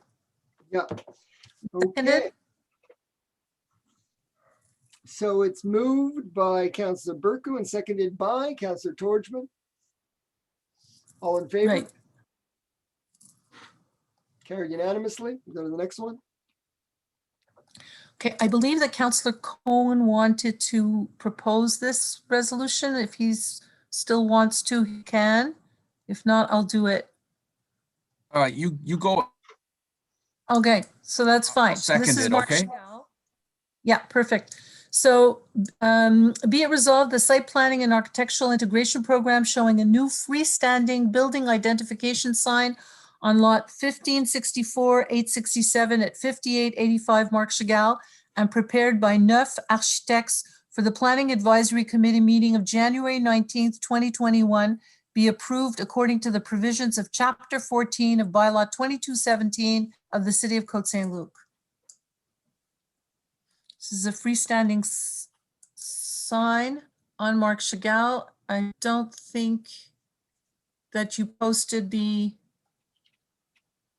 the perspective, Councillor Italy? Oh, there you go. Okay. So it's seconded by Mike Cohen. It's going to be in front of the favor. Equinox. Okay, moved and seconded, all in favor? And I just want to note that it was the counts, I think it was the PAC's recommendation that we add the English, so it's now bilingual. Moved Okay. and seconded, all in favor? Carried unanimously. Next, Next is, so this is Mackle, the end of Mackle. Past Blossom. I'm going to read it out. Be resolved, the site planning and architectural integration program showing the revised brick color on a new home on lot 2234-200 at 8267 Mackle and prepared by the owner for the planning advisory meeting of January 19th, 2021, be approved according to the provisions of Chapter 14 of Bylaw 2217 of the City of Côte Saint-Luc. And we see the perspective. The house is lovely. And it's the last house at the end of the street. It's a new house, new construction. okay. Moved by Councillor Berku and seconded by Councillor Kajewski. Or moved. Okay, it looks nice, all in favor? Carried unanimously, and then we move to minor exemptions. Right, so now we're back to the minor exemption for the floor, the increased, the additional floor space at 5610 Alpine. We have to give a minor exemption because normally, because of the increased floor space, they would be entitled to, they would be obliged to have a 2-car garage. So we're giving them an exemption. They only have a 1-car garage. So in accordance with the provisions of bylaw G18-005, the request for a minor exemption regarding the property located at 5610 Alpine being is hereby approved. The whole is more amply delineated hereunder. The request is to allow for the construction of an extension to an existing detached single-family dwelling without having to provide a 2-car garage, existing 1-car garage when the dwelling's proposed area is greater than 1,800 square feet, excluding the area of the garage and of the basement floor, the whole notwithstanding the provisions of zoning bylaw 2217, Article 7-2-1A for adoption. Okay, That's it. so that one is moved by Councillor Berku and seconded by Councillor whoever wants to second it. Councillor Cohen, and it's the same one, so all in favor? Alpine. All in favor? Carried unanimously. Okay, now we move on to Brandeis, 5893 Brandeis. So I don't know if you've caught up yet, but I'm going to read out the resolution.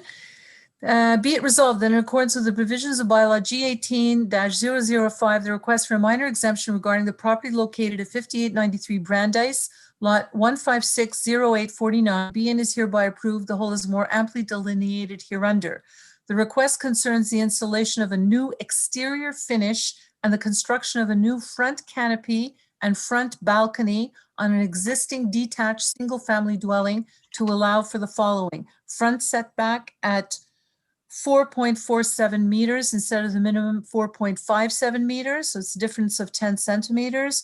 Lateral setback northwest at 1.88 meters instead of the minimum 1.98 meters, and the front canopy encroaching 1.80 millimeters, is it, no, 1.8 meters into the minimum front setback instead of the maximum permitted encroachment of 1.52 meters, and the front balcony encroaching 2.43 meters into the minimum front setback instead of the maximum permitted encroachment of 2.13 meters. The whole notwithstanding the provisions of zoning bylaw 2217, Annex B, Zone RU 53, and Articles 4.2-2. The request is, okay, that's fine. Be resolved. That's it.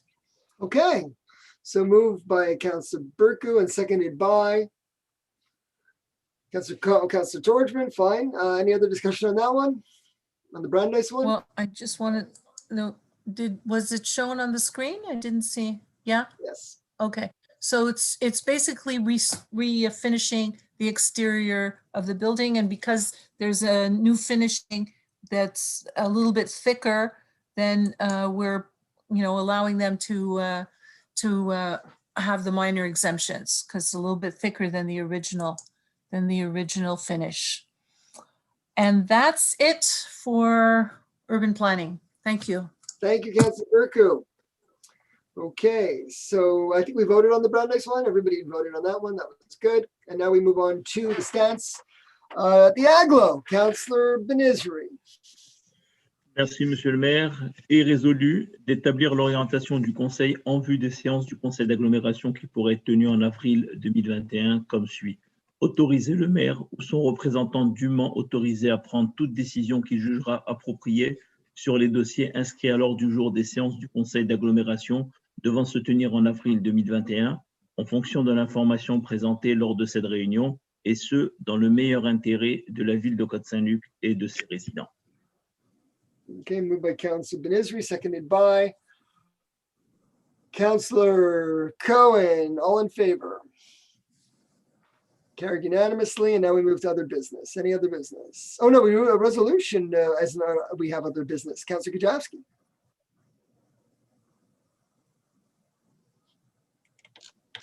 Yes, thank you, Mr. Mayor. I'm going to read the preambles to this resolution. If you don't mind, I know it's late, I apologize. I'll make it quick. Resolution denouncing racism against Asian Canadians. Whereas the city of Côte Saint-Luc has a tradition of speaking out against injustice.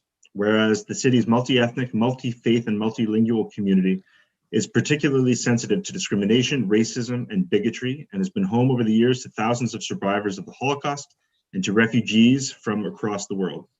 Whereas the city is aware of reports that since February 2020, with the spread of COVID-19 worldwide and the declaration of a health emergency in Quebec, Canadians of various Asian origins have been victims of acts of aggression, harassment, and insults of a racist and xenophobic nature in shops, public transit, parks, in the streets, and online. Whereas the members of the city's council, both individually and collectively, wish to stand up for the rights and dignity of Asian Canadians and condemn the people who perpetuate such racist violence, be it verbal, physical, or online. Whereas no community should be judged as a group responsible for the spread of COVID-19, whether it be an ethnic, religious group, or otherwise.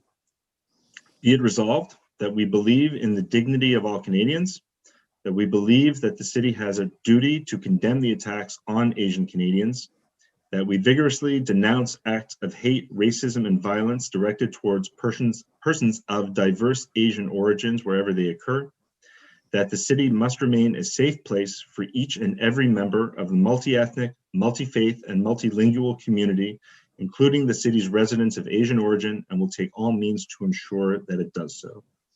Moved by Councilor Kajewski, seconded by Councilor Hurley, I believe. Any discussion, Councilor Kajewski? I would just like to thank one of my most active constituents, one Mina Khan, employee of Anthony House Father, for bringing this to our attention.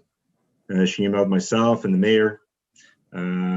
She is a woman of Asian descent. She calls herself Brown. She's a great person, Mina, and I thank her for bringing this to the desk of myself and the desk of the mayor. Thank you, Mina Khan. Thank you so much. Yes. And this is a well-written resolution, which she helped in the drafting as well. So it's been moved and seconded. All in favor? And anyone opposed? Carried unanimously.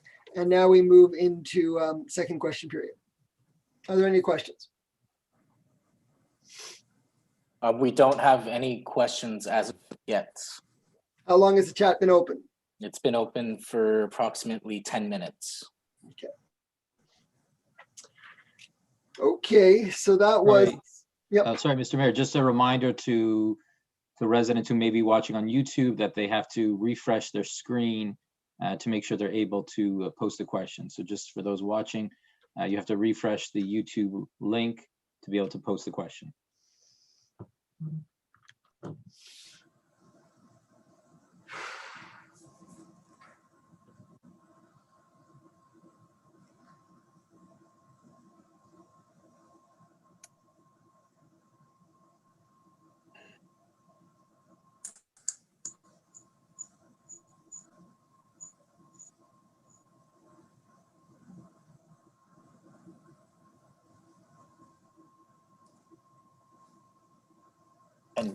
just a reminder, questions are pertaining to the agenda for tonight.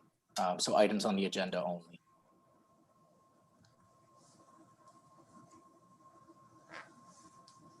Okay, nothing else? Okay, I'll call for adjournment. Moved by Councillor Cohen, seconded by Councillor Ben-Isri. All in favor?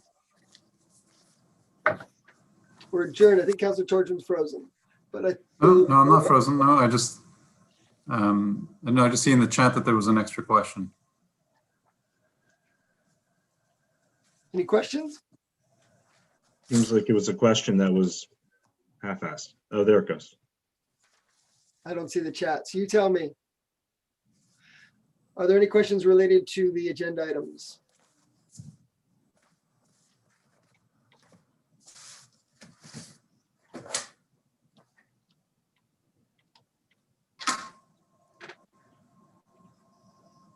I don't believe the question was related to the agenda.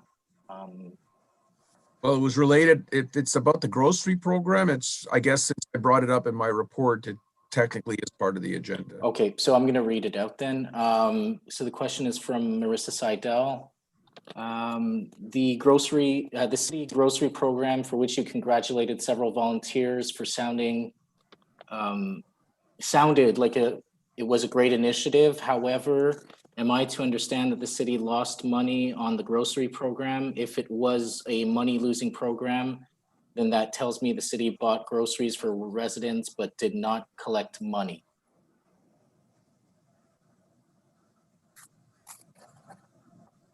Is that a question for me? Okay, so Erdely, go ahead.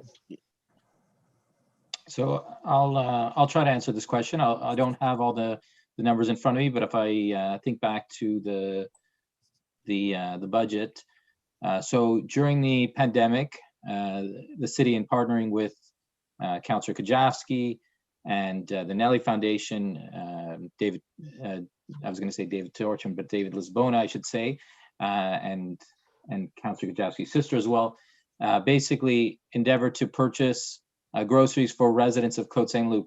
Approximately $179,000 worth of groceries was purchased. The city sought payment for those. From what I understand, there's approximately 10,000 of the 179,000 that has not yet been received. I know the finance department has been working on it with the different seniors residences to try to get this last amount, but it has not been easy, partly because of, what I would say is during that moment, the priority was getting the food to the residents, and that was the top priority. So right now the city is still trying to get the remaining approximately $10,000 of the $179,000 back. The problem is some of the residents that we're dealing with don't necessarily, how can I say this nicely? Can't necessarily remember whether they paid or didn't. So it's a bit complicated as we're dealing with seniors. But I would say, if you think about it, it's approximately 95% of the funds was recovered. So there's about 5%, and the city is working on that. At the same time, we'll be announcing in the next few months, once the audited financial statements are done, that the city is sitting on a surplus for the year. So it might be a small loss in terms of finances, but I think in the grand scheme of things, it's a very small amount when we think of how many. And again, Councillor Kajavsky probably could have better numbers, how many hundreds, if not thousands of residents were helped by this program. So yeah. Very, very proud that the city helped support that program. It was a great mitzvah, a great deed that we did to help so many seniors, especially when nobody knew what to do at the beginning of the pandemic to get food and to maintain safety. So it was a wonderful initiative. Councillor Kajavsky? Just add to the information that Councillor Erdely provided. So in the end, we actually placed approximately 2,000 grocery orders for, I believe it was between 300 and 400 individual seniors. So I'm proud of the work that we did on the grocery project. Unfortunately, there was a bit of a cost to it in the end, but like any city program, when people say we lose money on the ACC, we lose money on the library, it's not that we lose money, it's that we are spending taxpayers' money and providing service in exchange. And the grocery project, I think, can be counted among the many, quote, losing items in the city budget, which are not in fact losing items, but things that we provide of value to the residents. Thank you, Okay. Mr. Mayor. I believe there's another question.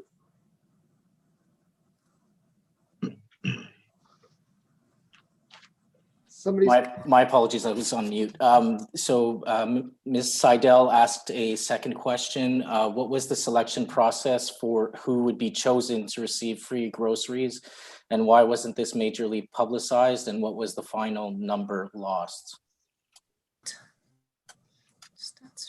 I wasn't involved in the details of the project. You'd have to ask Councilor Kajaski, but I'm referring, I don't know if there was anything in that question that you haven't answered already in terms of selection process, but I wouldn't know because I wasn't involved in the process. The only way the city supported it was the financial side. So I can respond briefly if you like. Yeah. There was no selection process per se because no one was chosen to receive free groceries, and it wasn't publicized because I have no real answer to that one. It's not phrased quite properly, but the final number lost, I believe, is approximately right now $10,000, give or take. Yeah. No, there's another question I see not on that. There's a question by Sivan Rahan, and it deals with Kerwin Park. Do you see the question, Maître? Yes, I do. Sorry, my apologies. So yeah, the question is, I would like to ask if a new plan would be approved for Kerwin, will any fixes, well, I think the resident means repairs, will be done this season as the park is not safe in the asphalt area? Yes, the park is being looked at for minor repairs. We're hopeful that we'll be able to move forward with the full project and get to it shortly. But in the meantime, there will be minor repairs to ensure that it's safe. Okay, are there any other questions? No, that's it. There's no other questions.